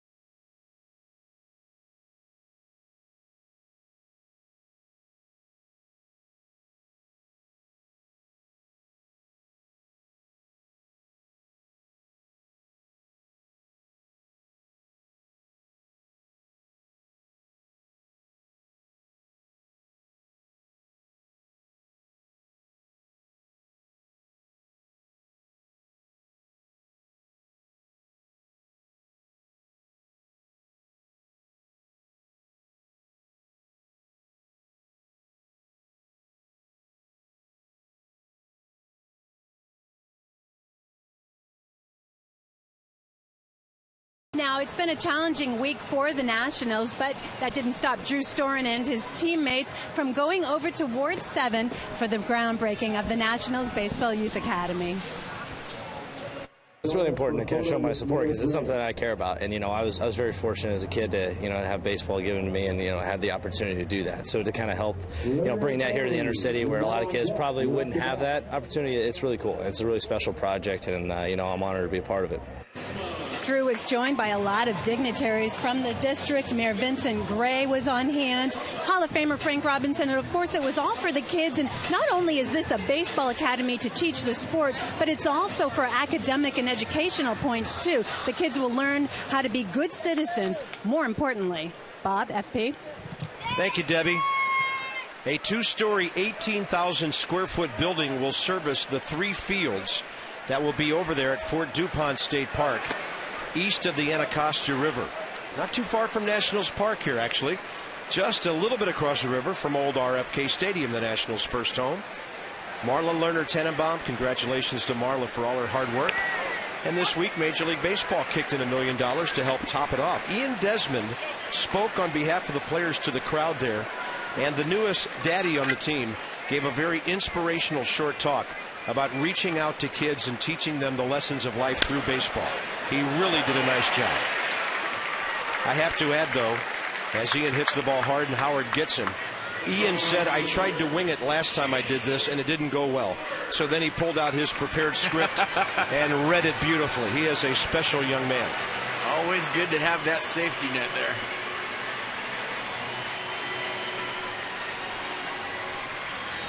And just want to say hi to everybody over at Kimball Elementary School, right next to Fort DuPont State Park, who might be tuned in tonight. Here's Jason Worth, 0 for 1 with a sac fly.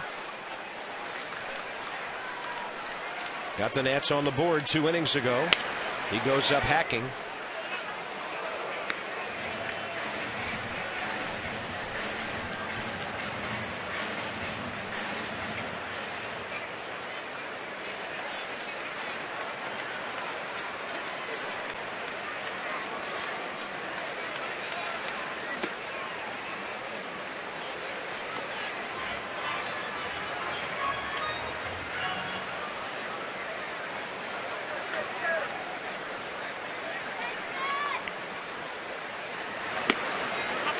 That's a tight fastball that Brian Knight calls a strike.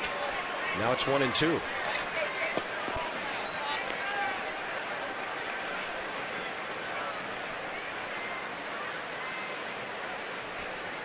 Red hot Michael Morse. What's that dance step called? Hitting streak? He does it every time. It's like his little motorcycle kickstand start. You just see him, motioning with his hands, trying to keep his hands inside the baseball. Trying to get it in rhythm. Looks to me like the hitting streak hop he's doing. Yeah, whatever he's doing, keep doing it, and don't care what it looks like. There it is. Yeah. Worth will pop it up and out of play right side. Just beyond twilight time here at 8:36 Eastern. Finally some relief from the sun that has been beaten down on us for the last couple of days here. 95 at game time tonight.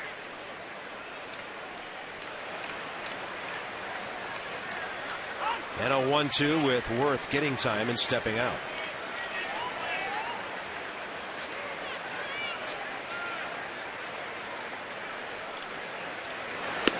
Lee goes way inside, ball 2.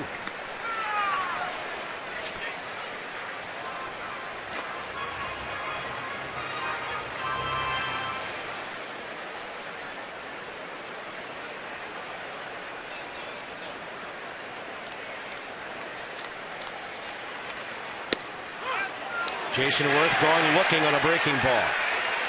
Yeah, just gave up on a little backdoor slider right there from Cliff Lee. Doesn't throw the slider very often. It actually been a backdoor cutter, but watch. Off the plate away, brings it back last second. Jason Worth watched it go by. He has struck out twice tonight, 50 times on the year. 2 outs, bases empty, and 2 for 2. Michael Morse steps in. Now hitting over 400 during his 9-game hitting streak.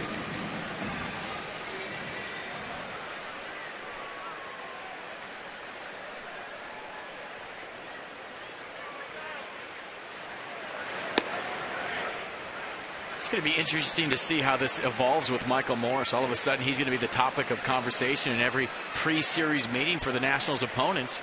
I mean, he's the guy right now you got to circle. Target in again. They're trying to jam him, and now Lee misses in there twice. Throw him something out over the plate when he can extend those big, strong arms of his, and he's listed at 6'5", 230. He can drive the ball anywhere. Well, this is how it goes when you're hot. You're making good decisions, and you're always in good counts. Top spin bouncer down to Polanco. And the Nats go 1-2-3 again, 7 straight. Cliff Lee. Howard to lead off in a 5-2 game.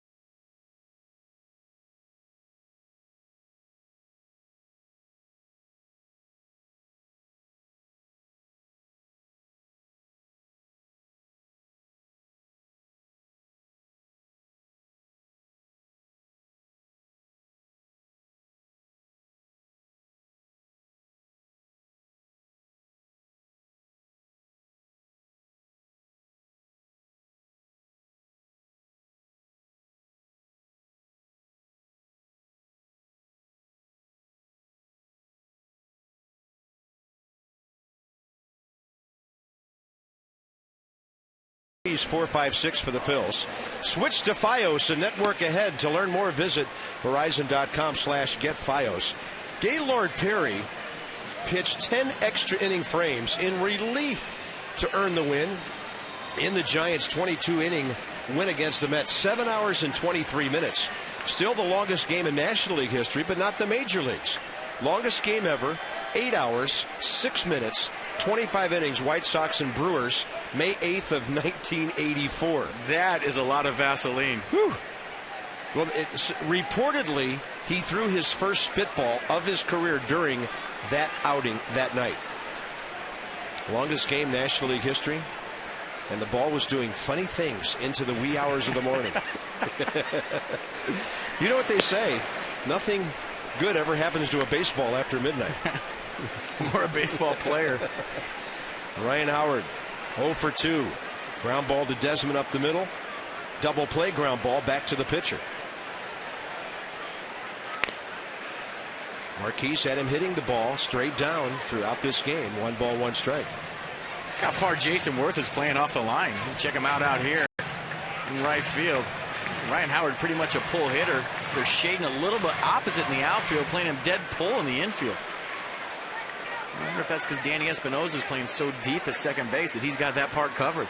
Target up and in. Oh, that's a great pitch, but he didn't get the call. 2 balls, 1 strike.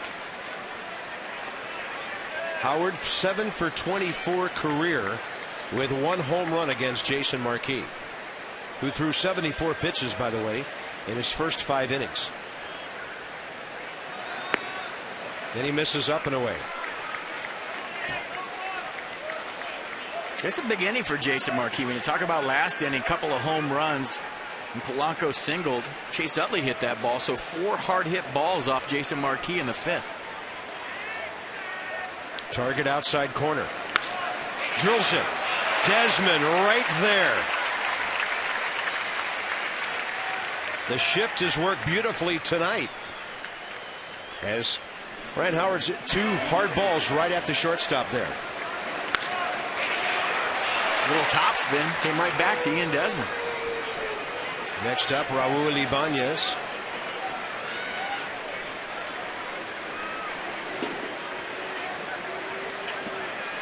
5 out of the last 7 Philly hitters have squared the ball up. Yes, they have. No activity in the bullpen. Nats lead by 3. Even though the Phillies have now out-hit Washington 7-6.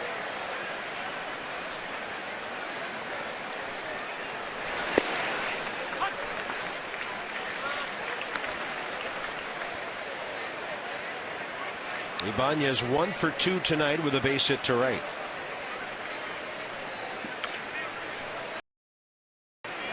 And Ruiz has hit 2 line drives right behind him.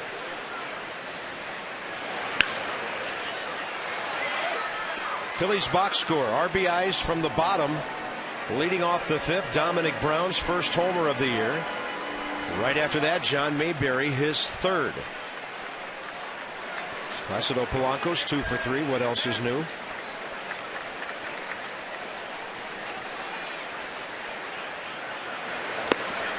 Great pitch by Marquee. Had Ibanez, who does set up well off the plate, unable to reach that outside pitch. A good spot, good location. Let's check it out. A little backdoor slider. Ibanez can't get it. Bases empty, 2 outs for Ruiz, who has singled up the middle and lined out to short.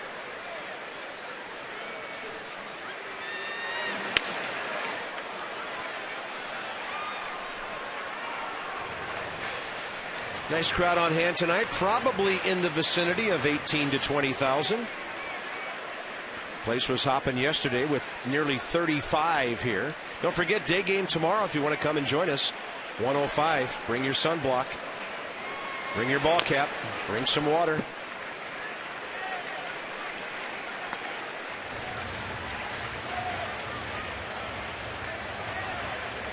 And then the Nats are off to Arizona for 4, San Fran 3, 4 in San Diego.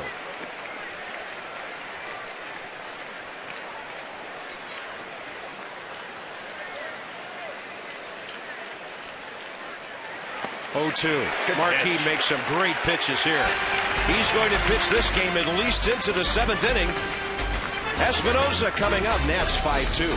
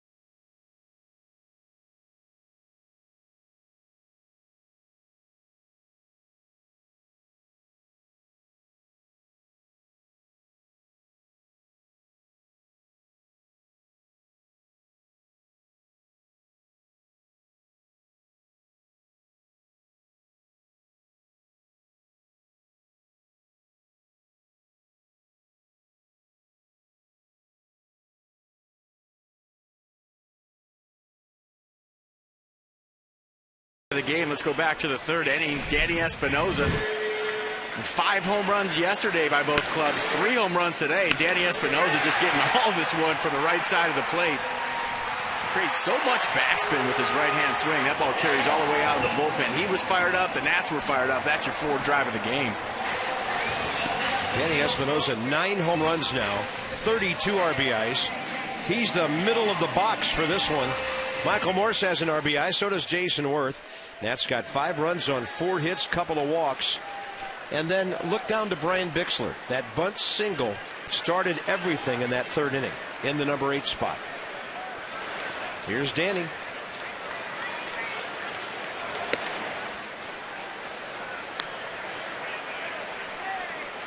He's now 3 for 5 career against Cliff Lee. I don't think Cliff liked that ball one call. Espinosa looking hitterish in attack mode right there. It's probably way too early to start talking about this, but if Danny Espinosa get his batting average up and get those numbers where he wants them, they talk about 9 home runs and 32 RBIs and the way he plays second base every day. Maybe I know what you're thinking. Start thinking about it. Why not? I'll start pumping him up every night up here. I'll tell you that. I love the way he plays. I mean, for a rookie to do what he's done, and especially yesterday, he struck out his first 2 times up against Roy Halladay, and for a guy in his first go around the big leagues, usually that turns into a bad day. He turned it around with one swing of the bat. It just tells you where he is mentally. And tonight to come out here and hit a 3-run jack off Cliff Lee, I mean, this is stuff the big boys do. He's just a rookie, just a kid. 3-1 pitch. Espinosa again. See you later. Way out of here. 6-2 Nationals. He's into double figures in home runs.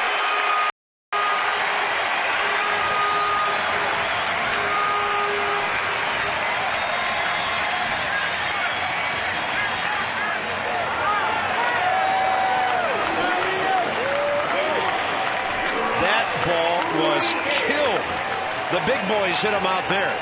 And this is a guy listed at 6 foot 190. Having a night. Yeah, partner, that's my first goosebump moment as a broadcaster here in Washington, D.C. That ball was absolutely crushed. You can't hit a ball farther than that. Well, Pudge goes up hacking, looking for first pitch fastball. On cue, we're pumping him up for Rookie of the Year, and he does this. Watch where this ball lands. Beyond the back of the bullpen. Almost up into the waiter, there's a fly ball in my soup territory. Danny Espinosa, 4 for 7, 3 hits tonight, 2 homers, 4 RBIs. Have a night. Pudge takes a breaking ball 0-2 and fouls it away with nobody out here in the 6th. Most importantly, the Nats get one of those 2 runs back as we look at the Dodge Exmo. Look at the head, perfectly still, right down to the baseball, hands A to B in the strike zone quickly. Check out the extension, the backspin. That is a perfect swing. Ram trucks with the Exmo, designed, tested, and proven to be the best trucks we've ever built at Dodge. Ram. Right-handed Michael Stutz warming in the Phillies bullpen. Cliff Lee due to bat 3rd in the 7th. It's not looking good for that AB. Pudge will take it just up and away. 1 ball, 2 strikes. I followed last year's Rookie of the Year in Buster Posey, and what Danny Espinosa is doing so far this year, if he keeps it up, like I said, gets his numbers to where he wants them to be from an average standpoint, the rest of the numbers are there. Suddenly a good at bat by Pudge. It was 0-2, fouled a couple off. Now he's back even. Jerry Hairston Jr. on deck. The other thing about Espinosa, he's kind of bouncing around in the lineup too, FP. Seldom lately as Pudge strikes out on a good fastball has Espinosa batted in the exact same spot in the order 2 or 3 games in a row. And that's a big deal. I mean, you get comfortable in a certain spot in the order, and all of a sudden you're leading off, you're batting 8th, you're batting 7th, you're batting 6th. I mean, to his credit, he's fought through that and done a great job for Jim Riggleman. On this homestand, he has batted 6th, 6th again, not in the lineup Sunday, 2nd yesterday, and 5th tonight. Just wind him up and put him out there. Here's Jerry Hairston Jr., 0 for 2. Ground ball to 3rd, fly ball to center.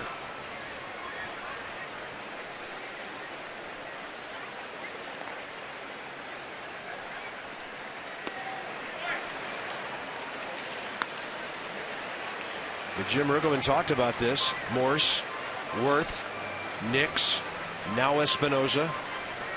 It's kind of like one light at a time going on in a long line. The board's not lit up yet, but it's getting there. We're seeing better at bats, 1 through 8, and guys sticking with their game plan. When you go back to the third inning, we've talked about it a lot tonight.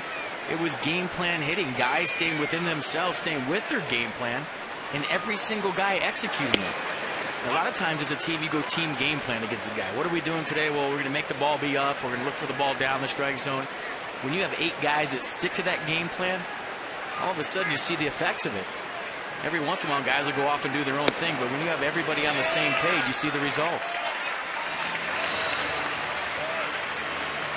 Now, Hairston works for a walk, third of the night issued by Cliff Lee, who came into this game with only 16 walks in 75 innings, and Charlie Manuel is going to get his starter.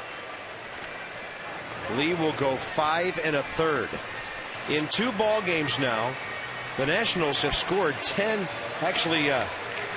runs on almost 20 hits against Halladay and Lee.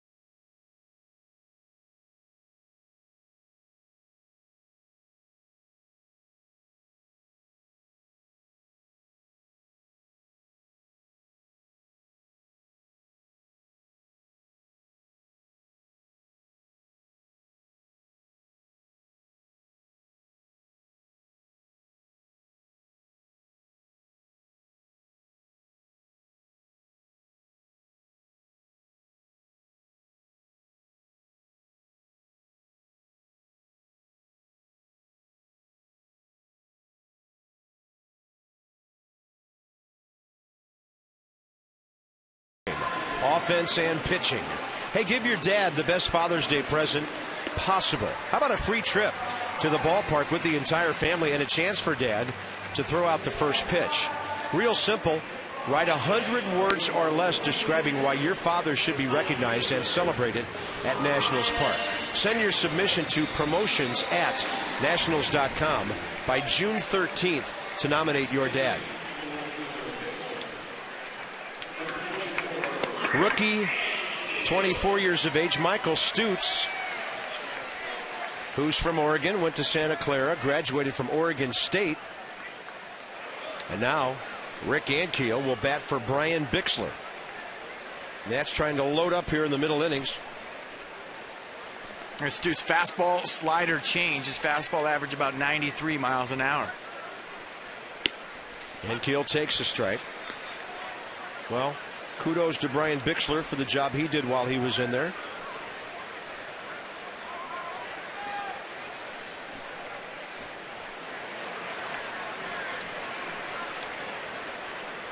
Oh, 1 to Ankiel, who pops it up left side. Polanco or Rollins. Placido, the call. 2 outs. And next up will be Jason Marquee. Be one with your tires, and the road will be one with you. Be one with Hankook tires. Driving emotion. I like that. I like the way Danny Espinosa is driving the ball tonight. And here's Marquee. Takes a slider high. Jason tonight with the bat. A fielder's choice bunt, a run scored, and a hard line drive to right field.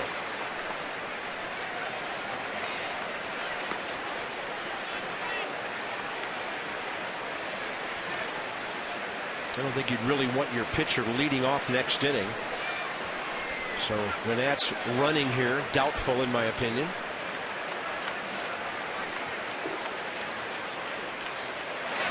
And if Marquee gets a hit, that's great. If he doesn't, give him a little breather before he gets back out there on the mound. He's already run the bases home to home once tonight. Jerry Hairston has 1 stolen base this season. He's been caught twice. But every time you think these guys aren't going, they go, Bob. I mean, we've seen it so many times this season. Very aggressive on the base pass. Look at Marquee with a base hit. And Hairston's going to turn and head for third. He'll get over there easily. Marquee gets his 8th hit of the year. So he is 8 for 26, batting .308. Good swing, very short, very compact. Not a lot to it. Smoked the ball to right field last time. Smokes another ball to right this time, only this time he's rewarded with a hit. Jason Marquee might be an early favorite for a Silver Slugger this year. They do give one out for pitchers who are the best hitters at their position. And now here's a big opportunity for Roger Bernardina, who's 1 for 3. Polanco's back at third base. He can bunt for a hit right here and get himself an RBI.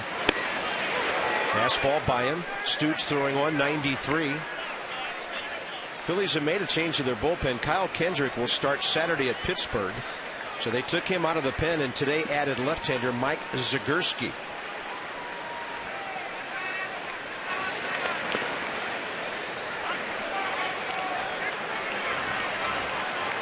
Vance Worley evidently did not impress Rich Doobie and Charlie Manuel with his outing over the weekend, and he's been dropped.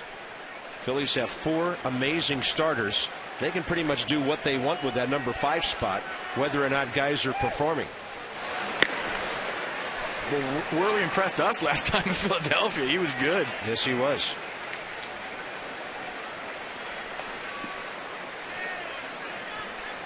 Hairston at third. Marquee at first. 2 outs. Bottom 6. With the Nats on top by 4. Counts even 2-2.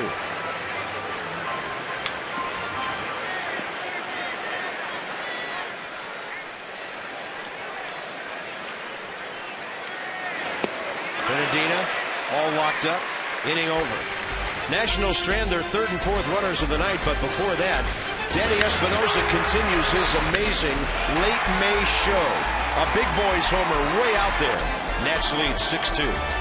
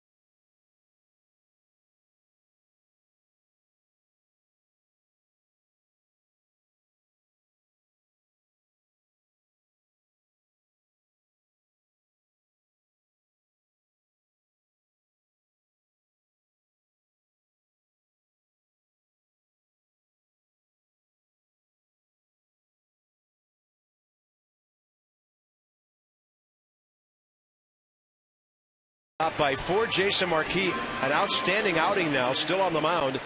Back-to-back Philly Jacks. But it's all Nats offensively, highlighted by an amazing night now by Danny Espinosa, a little guy hitting for big-time power. Little guy, but he's strong, and the compact swing from the right-handed side of the plate. We've seen it all season long. A lot of power in that swing, and Jason Marquee has been very good tonight. We talked about weathering the storm, a couple of home runs in the 5th, hard-hit balls.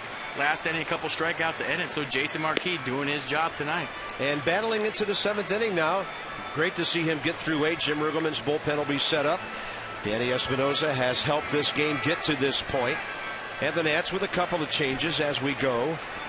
Top 7. Long way to go against these Phillies. Roger Bernardino moves from center over to left. And Rick Ankiel stays in the ballgame to play center field.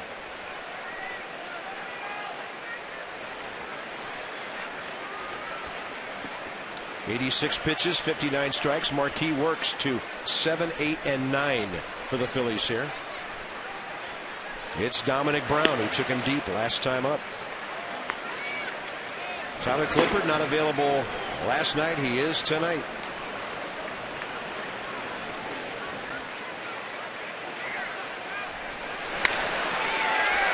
This ball lashed into the right field corner by Dominic Brown, who has hit the ball extremely hard his last 2 times. Probably hit that as hard as the home run.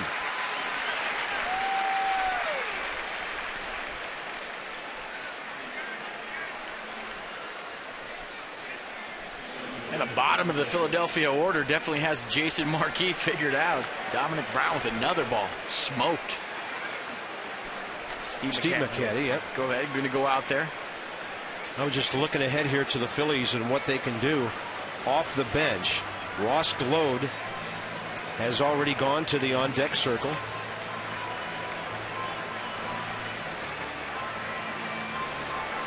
He's their left-handed pinch hitter. And, you know, Charlie Manuel, he can use his best pinch hitter in the 7th inning because after the number 9 spot, he's got one of the best 1 through 5 or 1 through 6 guys in baseball. So he doesn't need to pinch hit for the next couple of innings. So he's going to throw out all the stops here. And this makes the Mayberry at bat really important. Glode is the only lefty. Michael Martinez, a rookie, is a switch hitter. But Ben Francisco and Wilson Valdez, the other 2, and he's not in any mood to use his backup catcher, Dane Sardinia. So this at bat right now is really big as we look ahead to the rest of this game.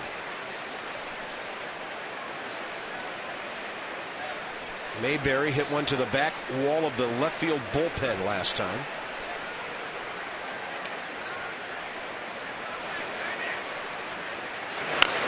Marquee jams him and gets a foul ball strike.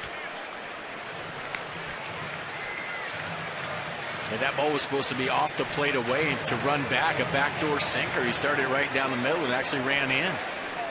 They will pinch hit for Michael Stutz next, and it appears go with Danny Baez for the bottom of the 7th.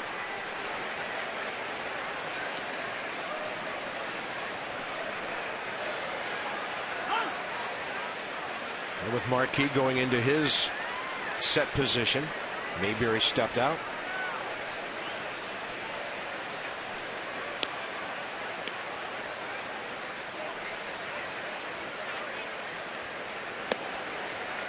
Low and inside, 1 ball, 1 strike.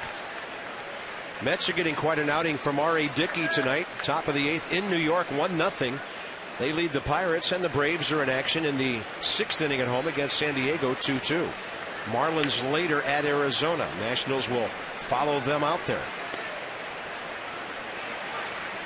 6-2 Washington here in the 7th.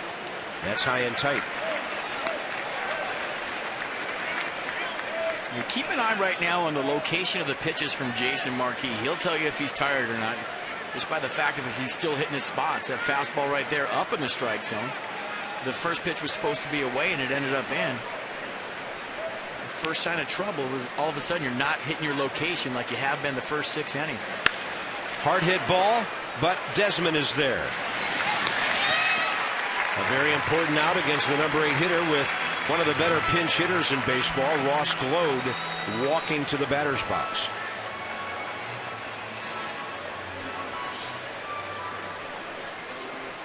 Glode appeared in the ball game yesterday. Fouled out leading off the 8th. 282 with 4 RBIs on the year. As a pinch hitter, he's 8 for 29. And that's 276, which is very good for pinch hitters. Jimmy Rollins on deck here with 1 out now in the top of the 7th. Good pitch, good spot. Pudge didn't have to move his glove. 2-seamer way down in the zone. Good sign.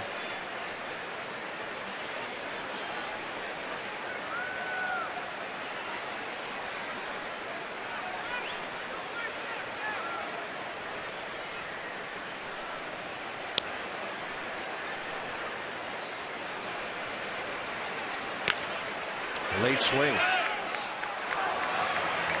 Catcher's interference. They're calling on Pudge right now. Oh, not again. That's 2 games in a row Pudge has caught where he's been called for interference, and that gives the Phillies a base runner here. Let's check out the replay. I think you remember it happened with Ryan Ludwig from the Padres. Oh, man, that hurts. That definitely hurts, and that's going to be it for Jason Marquee. Catcher's interference on a foul ball, and Jason Marquee is out of the ball game. The only 2 errors the Nats have made lately, interference calls against the outstanding catcher Rodriguez. I know Pudge has to feel bad about that. Marquee pitches 1 out into the 7th inning, and now the Phillies have the top of their batting order coming up.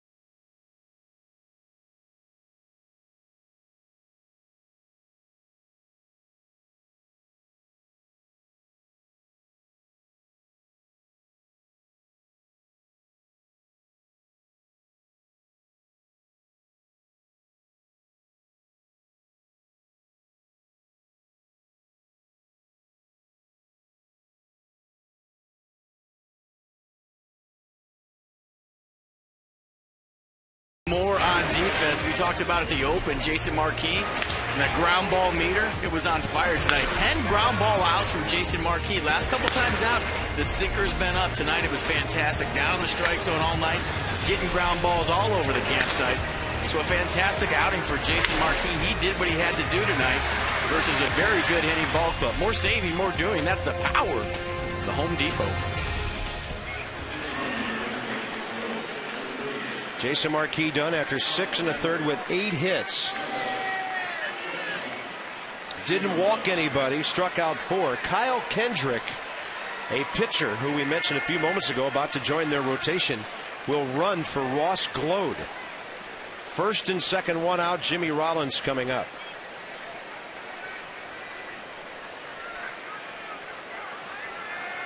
I wonder if Pudge sees that and thinks about back picking at first base right here.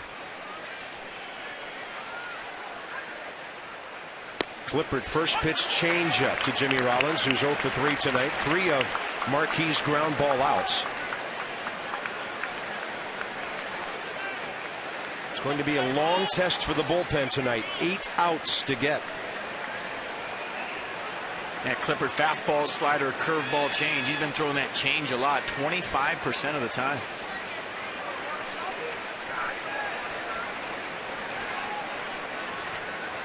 He goes change up again. That one right to Jason Worth. 2 outs. He'll throw into first just in case the pitcher makes a base running mistake. And Jimmy Rollins is 0 for 9 in this series. It'll be Clippard against Polanco. A good read right there by Jason Worth. And off the bat, you think that ball's hit pretty well. Got a good jump on it, came in on it nicely.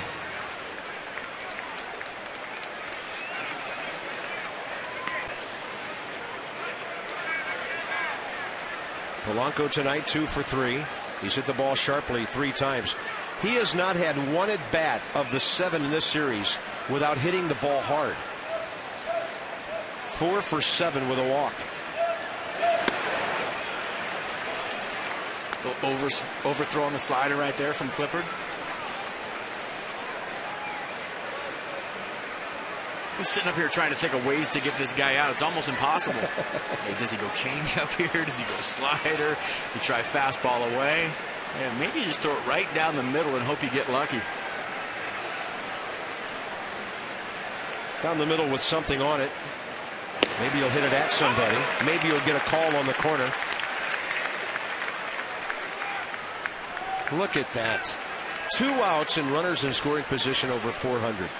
That's crazy. It's because he's not afraid to hit with 2 strikes.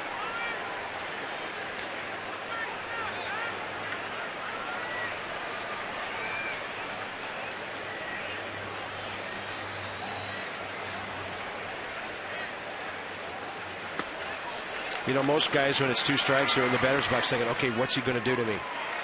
He's thinking, what am I going to do to him? Well, there's just no panic. A lot of guys get excited when they get to 1 strike because they don't want to get to 2 strikes because they start thinking about striking out. With him, it doesn't matter. 1 strike, 2 strikes, the same hitter all the way through. 2-1 pitch with 2 men aboard. He'll pop it up. Here comes Ankiel, but Desmond is there, and the Nats get out of it here in the top of the 7th. Time for a good crowd to stretch on a hot night. Marquee still in line for a W.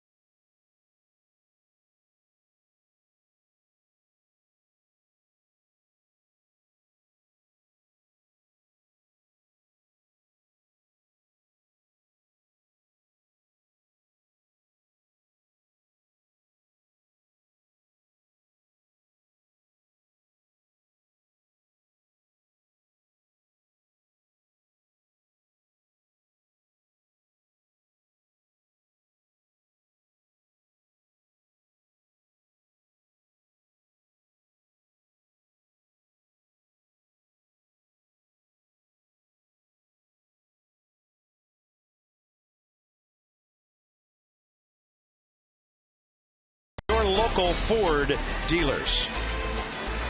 And slow down if you're in one of those great Ford automobiles.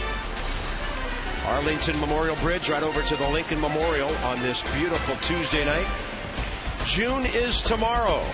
1 o'clock, first game of the month. Nats and Phillies. Roy Oswalt. Last win April 21st at San Diego. But he has a good ERA and a 3-2 record. John Lennon trying to get off the schneid against the Phillies. He's 0 for 10 against Philadelphia in 13 career starts. With a 6.44 ERA. Johnny and Ray, that's extra. Before and after the game. We join you at 1:05. The Mid-Atlantic Sports Report back on Thursday, 5:30 to 6:30 with Tom Davis, Dave Johnson, Phil Wood, Mel Antonin. Live interviews and reports from the ballpark. Look-ins to batting practice and roundtable discussions. Maximum access to the net and all you need to know about Major League Baseball. Danny Baez, 21st appearance for the 33-year-old right-hander. He was in 51 games for the Phillies last year. 59 for Baltimore the year before that. Your fastball, curveball split from Baez. Ian Desmond lashes one beyond the reach of Polanco. His first base hit. A first pitch ambush of a pitcher he thought might be just trying to throw a strike. And he does it well. Hey, by the way, one footnote today on the groundbreaking at the Nationals Youth Baseball Academy. Ian Desmond was joined by Drew Storen, Danny Espinosa, Adam LaRoche, and Jerry Hurston Jr. 5 guys, plus all the coaches and Jim Riggleman giving of their time on a game day. That's really outstanding. And you might find Danny Espinosa back out there at 7 o'clock tomorrow morning. I don't know. We might have to give him the night off and go home and get a good sleep. Hey, baseball players are superstitious. You might find him playing catch at that field about 8 o'clock tomorrow before he comes to the park for the day game. Broken bat, slow roller off the bat of Worth. No play at second. Polanco throws him out, and Jason Worth is 0 for 3. Nats swinging early, trying to apply the knockout punch on Baez and the Phils here in the 7th. It's fun to watch the bat break on the Expo. Not fun for Jason Worth, obviously, but just to see all the shards of wood go all over the place. That barrel went flying all the way out to Jimmy Rollins at shortstop. Bat boy hustling out there to get it. Yeah. Help him out, Jimmy. 1 on 1 out, runner in scoring position now for Michael Morse. Another great night for Mike. 2 for 3 with an RBI.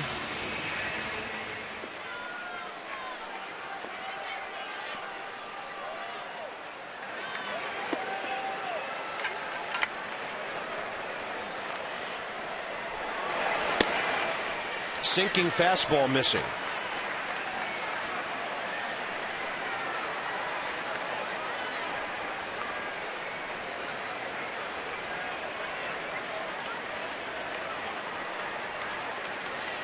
Opponents hitting .333 against Baez with runners in scoring position this year.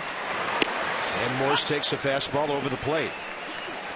Got some pretty good game flow going tonight. It's brought to you by Corona, who invites you to find your beach. Relax responsibly.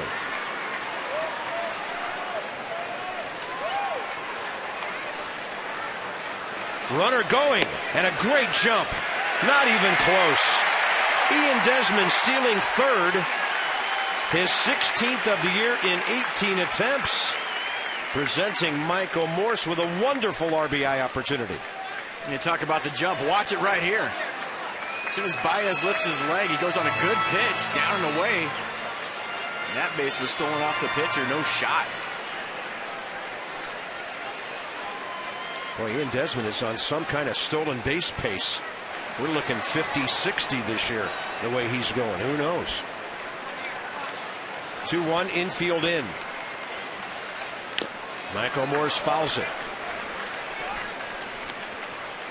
Cole Kimball for the Nats. Clippard still in the game at the moment. Washington will have at least a 4-run lead when the Phillies come up with Utley, Howard, and Ibanez in the top of the 8th.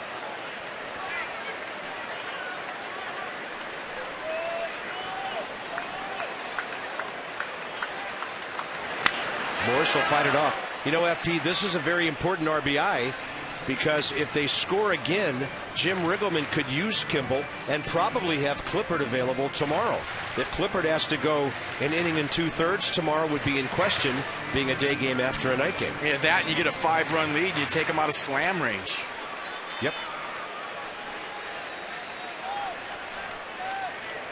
2-2 to Morse.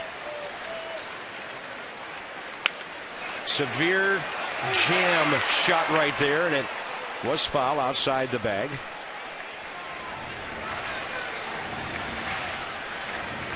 That's a good pitch from Baez and a good job by Michael Morse of fouling off a tough fastball inside. And Ian Desmond is a base runner, not assuming anything. He was going home in case. When Michael Morse was going bad, do you remember him backing away from that pitch and taking called thirds? Now he's fouling them off. Now he's fouling them off and giving himself another chance. Target away. Way outside, 3-2. They wouldn't walk him to get to you know who, would they?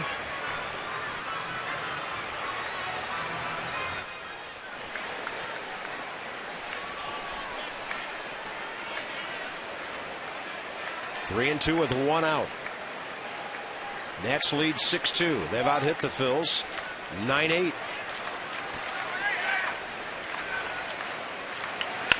Michael Morse hacks one. Fair ball. RBI. Left field corner. Michael Morse is 3 for 4. Nats lead 7-2. That pitch isn't striking him out anymore. And that was the key to that at-bat. He fought off a tough fastball in the inner half of the plate, got himself another chance. And when you're going good, folks, they're all fair balls. That ball was close, but let's check it out. Good shot right here. And that's how it goes when you're on fire. You get all the breaks, broken back singles, balls over the base. But that at-bat was made by Michael Morse fighting with 2 strikes. Nice job. Michael Morse now hitting .303. Still only 1 out. And here's Danny Espinosa. This hitting thing is fun. Well, it does give us a few more things to discuss up here. We are tired of staring at each other in the late innings of ball games up here in 7th heaven. Speak for yourself. I like to stare at you every now and then, the 8th and the 9th. It's very disturbing when you stare at me. A little bit bored. I give you that crazy look. Yeah. Espinosa 3 for 3 tonight.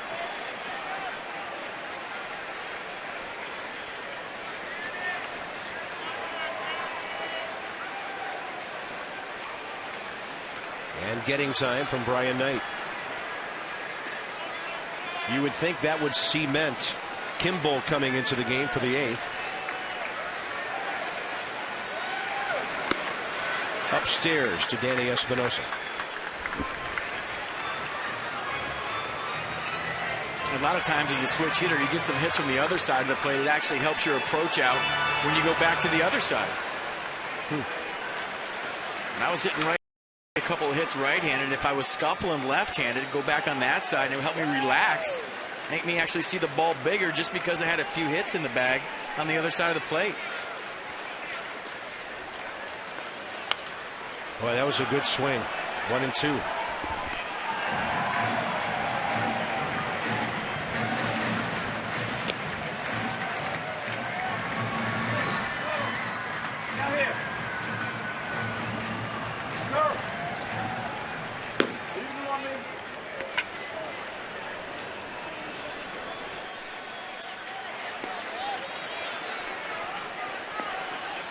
One and 2 to Danny.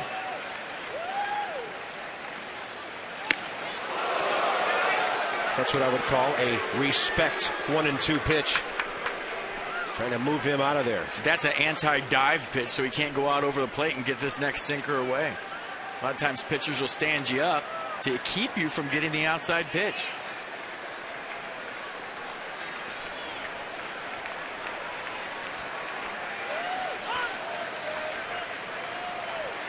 Time given again. Baez working slowly.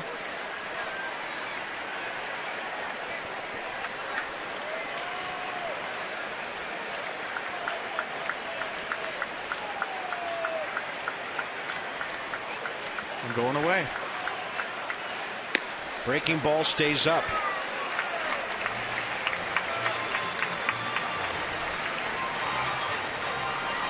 Pedro Rodriguez. A walk. 0 for 2 is next.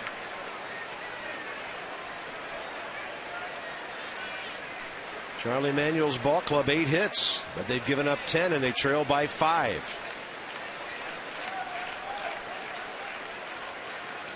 Espinosa is going to be called out on strikes on a side door breaking ball.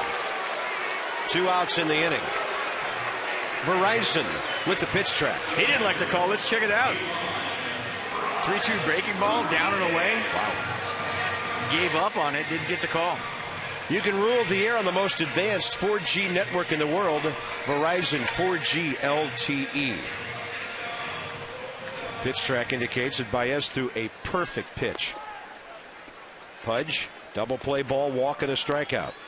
Another runner in scoring position sitting out there.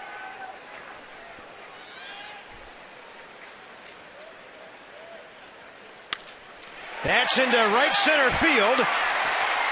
Around third is Morse. He will score. Ball gets away. Nationals lead 8-2. Pudge Rodriguez delivers RBI number 15 and then takes second on the throw.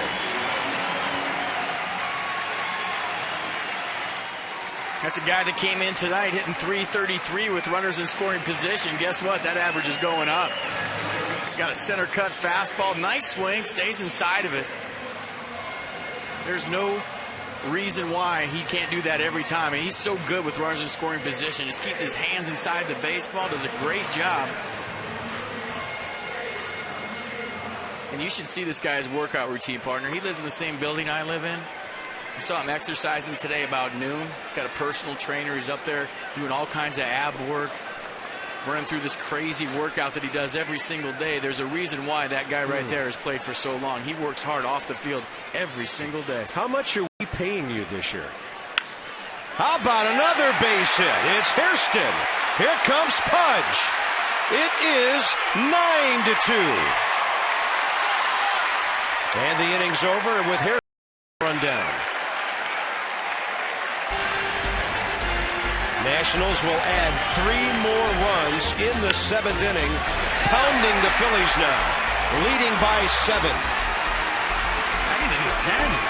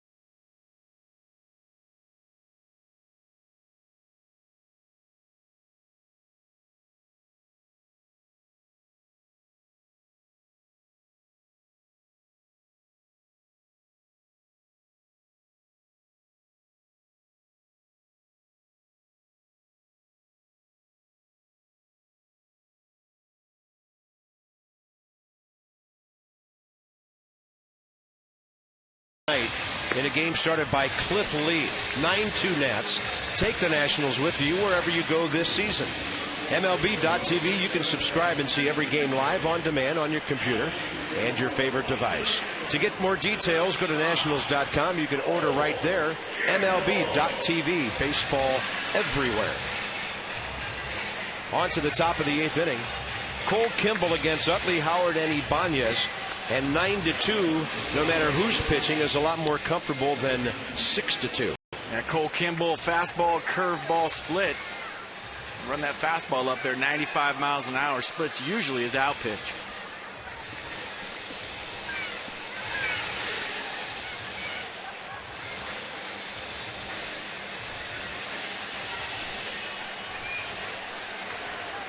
Yeah, the one thing I like about the Nationals offense tonight is they've added on.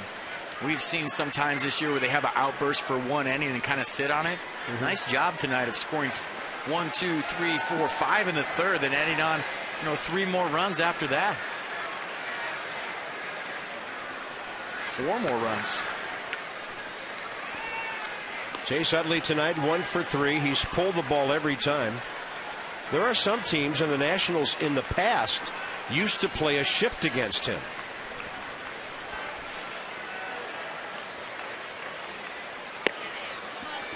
Fastball away, and Kimball goes 2-0. This is where Cole Kimball needs to just come out and throw strikes, use his stuff, and see what happens. Too many walks in his recent outings. He's got all the stuff in the world. Now he goes 3-0. The rookie is making his 8th appearance of the year. Danger on deck.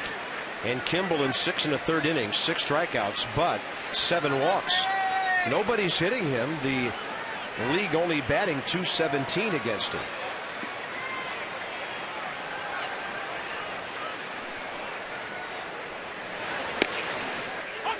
He doesn't have to throw maximum effort to get that 93 in there. Yeah, nothing will tick off a manager more than with a 7-run lead, you come in and walk the leadoff guy.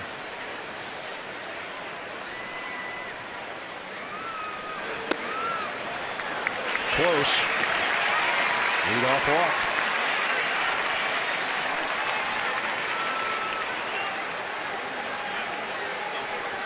Right now he's annoyed.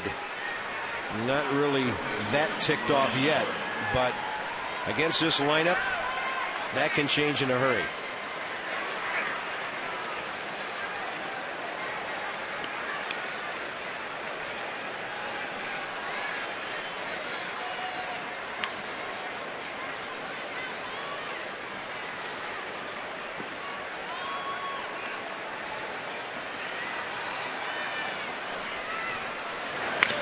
Howard, ground ball, cut off by Morse. A play it short. Look at this. That's Jerry Hairston Jr. on a 3-5-1. Double play with the shift on. You know, Jerry loves to play shortstop, and he just pretended like he was one right there. What a great play by Michael Morse. Check out the range and the athleticism. Little backhand, underhand throw. Backhand play, underhand throw. Jerry Hairston Jr. getting some air with the feed to Bo Kimball. All of a sudden, the manager can take a deep breath. Look at him clearing himself right here. Chase Utley. Beautiful. Jerry Hairston Jr. is not afraid to add a little flash into his game once in a while. He did right there. 2 outs, bases empty. Raul Ibanez, the hitter. That's the thing about Kimball. He throws strikes. He's good. I'm impressed with the play Michael Morse just made right there. He's been flawless at first base in the absence of Adam LaRoche. Going to his backhand side right there. Underhand feed right on the money. Thrown from down under. Sidearm, perfect feed to Jerry Hairston Jr. That's a guy that's an athlete, folks, playing first base. Well, there's a former shortstop. And Morse is a former shortstop. 1 ball, 1 strike to Ibanez. He pulls the ground ball. And Espinosa, too. That means there's a lot of good athletes out there. And I'm sitting next to a former shortstop. There you go. They're everywhere. Does anybody around here not play shortstop?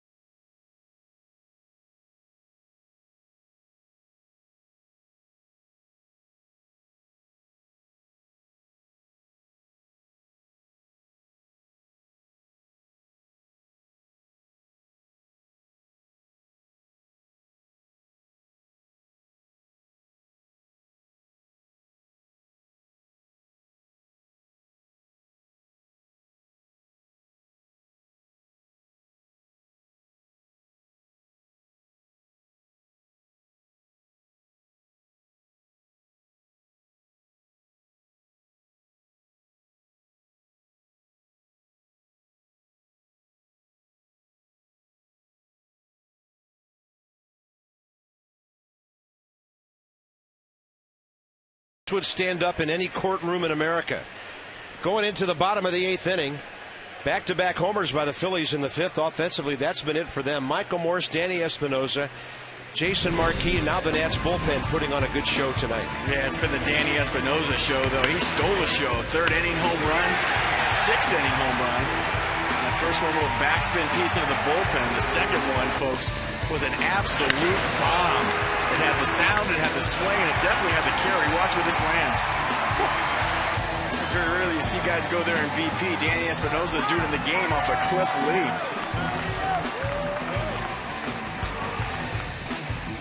And the early Philadelphia bus is about to leave to head north. A lot of Philly fans filing out of here early tonight. A good feeling for Nationals fans.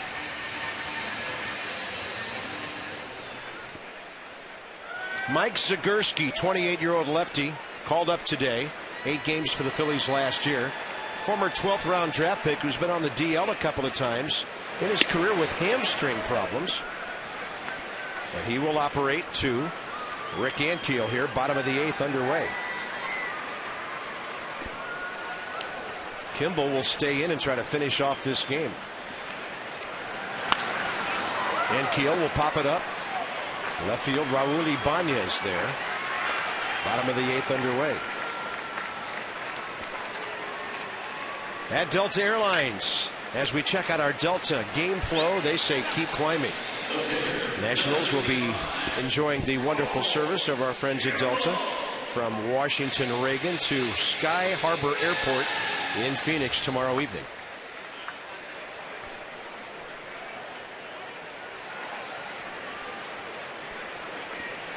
Evidently they're checking out Mike Zagurski in case they run into him tomorrow or somewhere down the line. This is Cole Kimball's second big league at bat. I remember one other time, I think it was his first weekend up here, when he did have the opportunity to go out for the 9th inning and finish off a ball game.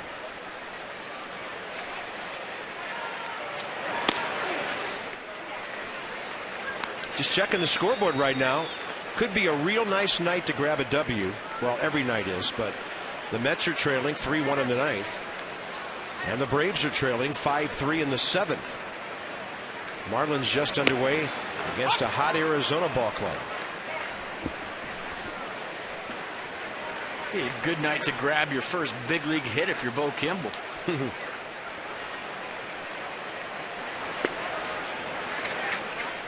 3-2. Nationals 9 runs on 12 hits. They've only stranded 4 runners all night.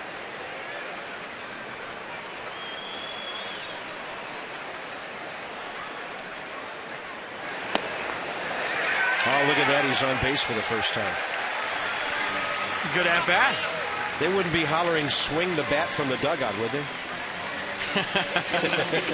There could be a few guys down there chirping. Long night for Charlie Manuel and his first place Phillies, who came into this game with the best record in all of baseball. 34 wins. St. Louis has 32. Arizona leading the West with 30. The only team in the American League at 30 wins or better, the Cleveland Indians at 31-20. And they're in a 7-7 ball game tonight with Minnesota.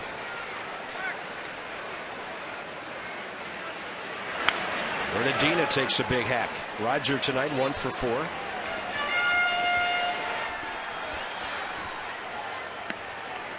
John Lannon, Roy Oswalt, 105 tomorrow.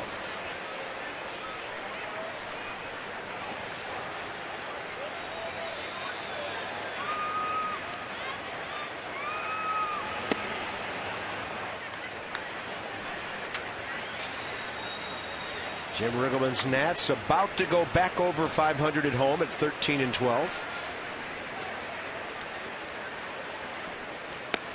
Good fastball by Zagurski to the outside corner, 2-2. Managers will tell you they can wait for offense. The defense has been solid, pitching at times spotty the last couple of weeks. But they have never failed to catch the ball and take care of things on the defensive side. So the offense tonight most welcome as Bernardina strikes out for the second out here in the 8th. Don't miss the Potomac Nationals defending their Carolina League Championship at Fitzner Stadium in Woodbridge. Check out some of the stars of tomorrow. 703-590-2311 for tickets and promotion information. PotomacNationals.com. It's only a half hour away.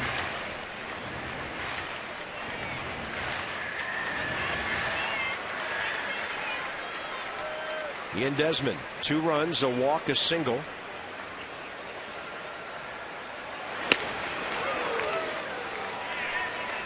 .93 from the lefty.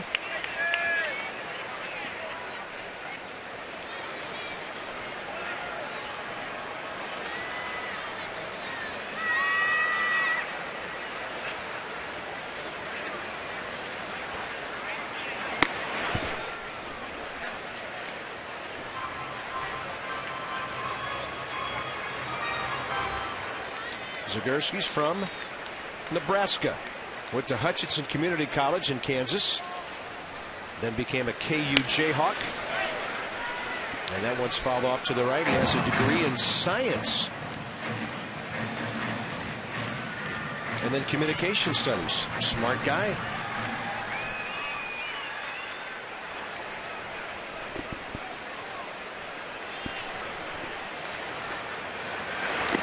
Takes that breaking ball. It gets through the legs of Ruiz. Kimball didn't see it, and he stays at first. And that's what he's telling Dan Madison right there. I can't see that. Ball got between the legs of Ruiz, and now Carlos Ruiz is not feeling well. I don't know if he stretched something there.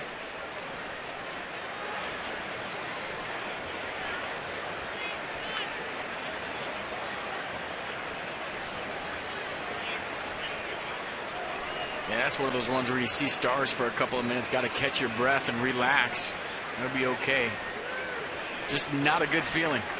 Tonight's copyrighted telecast presented by authority of the Washington Nationals and may not be reproduced or retransmitted in any form. And the accounts and descriptions of this game may not be disseminated without the expressed written consent of the Washington Nationals. Ruiz is scheduled to lead off in the top of the ninth.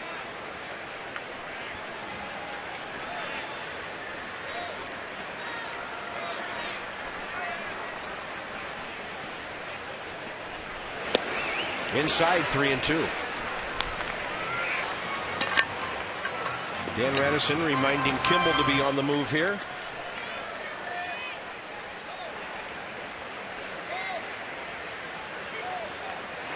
And Desmond walks. 2 on, 2 out on a pair of walks.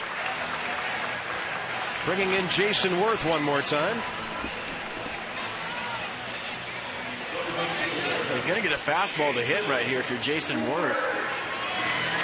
Maybe look for a first pitch fastball and get all over it.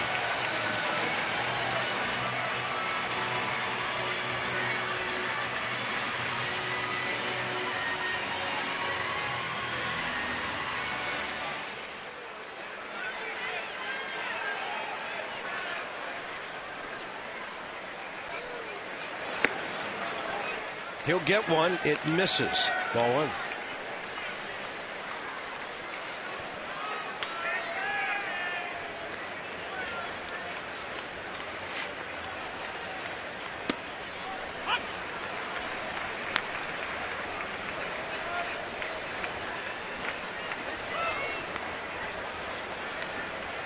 The hitting streak hop in the on-deck circle. That ball well hit by Jason Worth, getting away from the center fielder Mayberry. 1 run scores. Kimball coming around Desmond, stopping at third. The Nationals lead 10-2. Jason Worth, second RBI of the night. 150th career double, and he has 21 RBIs on the year. Yeah, he's hitting up. Morse is heating up. You look at him get on top of this fastball away and drive it into the gap. When the Nats go big, they go big. Remember the game in Baltimore tonight? They don't mess around when they decide to beat somebody up.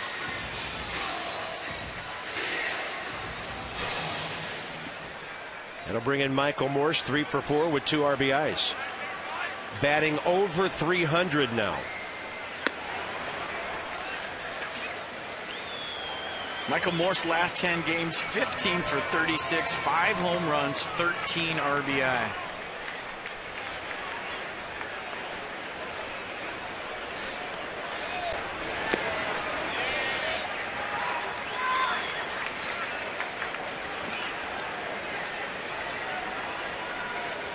Desmond at third, he walked. Worth at second, he doubled.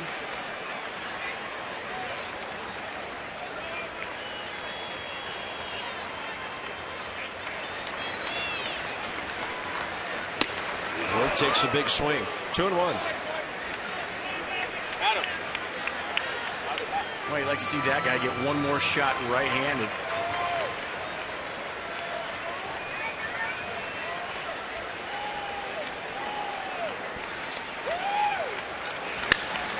And Morse will hit it sharply out to Jimmy Rollins.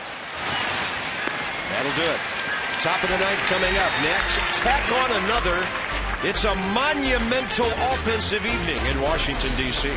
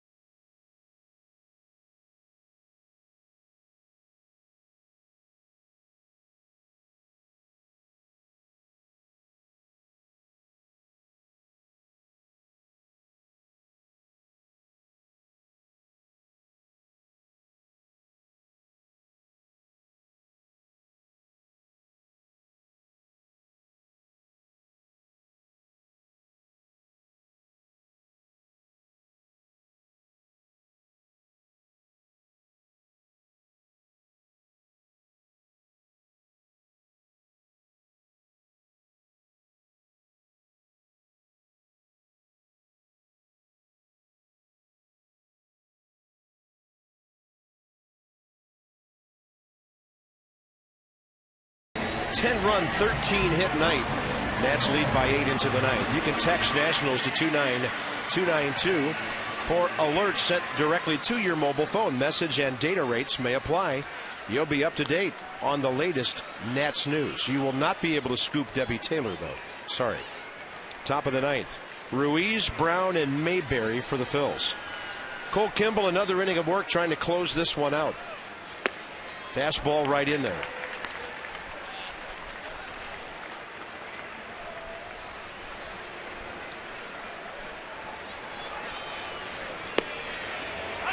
Now it's 0-2.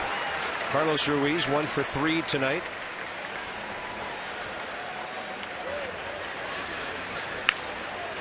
That ball hammered foul.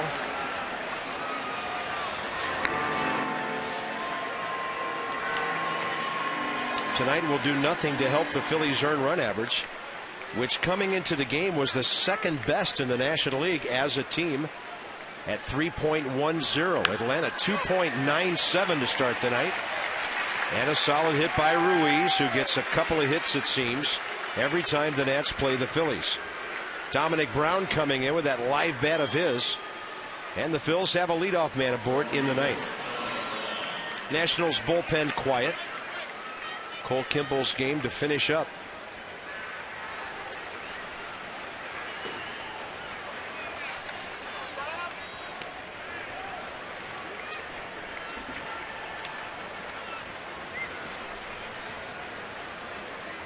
Dominic Brown 2 for 3, a homer and a double. Yeah, very impressed with his approach tonight at the plate. Got the big high leg kick. He's getting it up early, landing softly on it. We saw the home run to right, then a double to follow. A good young player. In the air to left, Roger Bernardina. Plenty of room, plenty of time, 1 out. That ball might have a chance in his home ballpark. Yeah, there's a lot of can of corns here that go out there. Nets Extra coming up. Johnny and Ray here at the ballpark.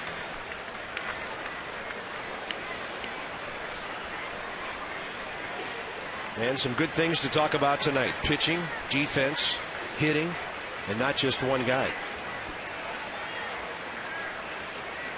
Yeah, you could extend the post-game show to about 3 hours tonight to cover this one. And I heard those guys, they want to stick around. They want to cover everything, go over it 3 or 4 times. As I look at them out there in left field right now getting ready. Those are the guys shaking their fist at you at the moment? It's not their fist. I saw somebody waving out there. They're giving me a salute. Wave to us, Johnny. There he goes. Okay. Nice to know they're listening. 1-on-1 out in the ninth. We don't get a whole lot like this, folks. This is fun. That pitch upstairs. 1-1 to John Mayberry Jr.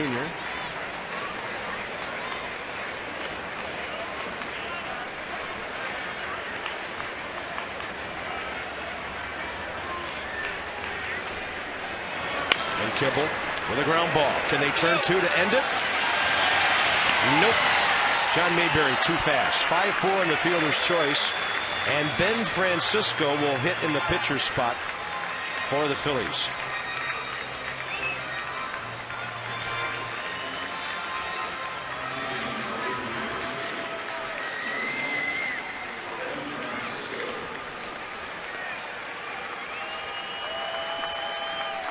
Ben Francisco just hitting .229. And Kimball now starting to throw more first pitch strikes. Trying to close out 2 innings of game finishing relief.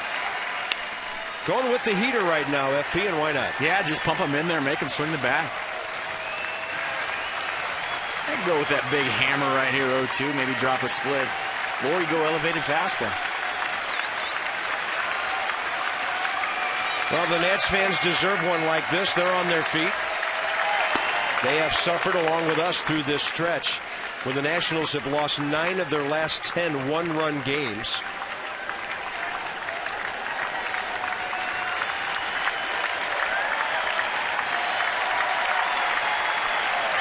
And Kimball will throw one that is fouled and out of play.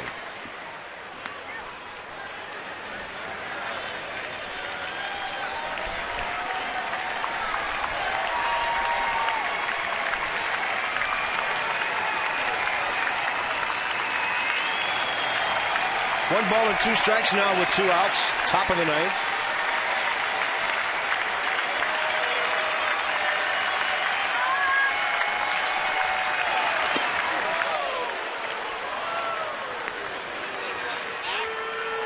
Mets are down 5-1, ninth inning.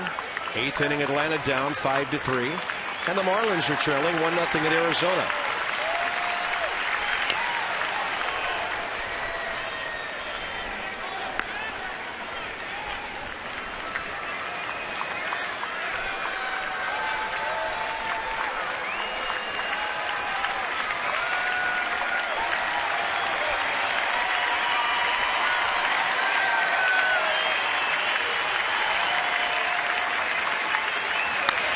Swing and a pop-up.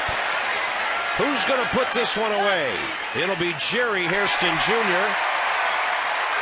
2 hours and 49 minutes. And the Nationals draw even in this series by beating the Phillies 10-2. Danny Espinosa, huge night.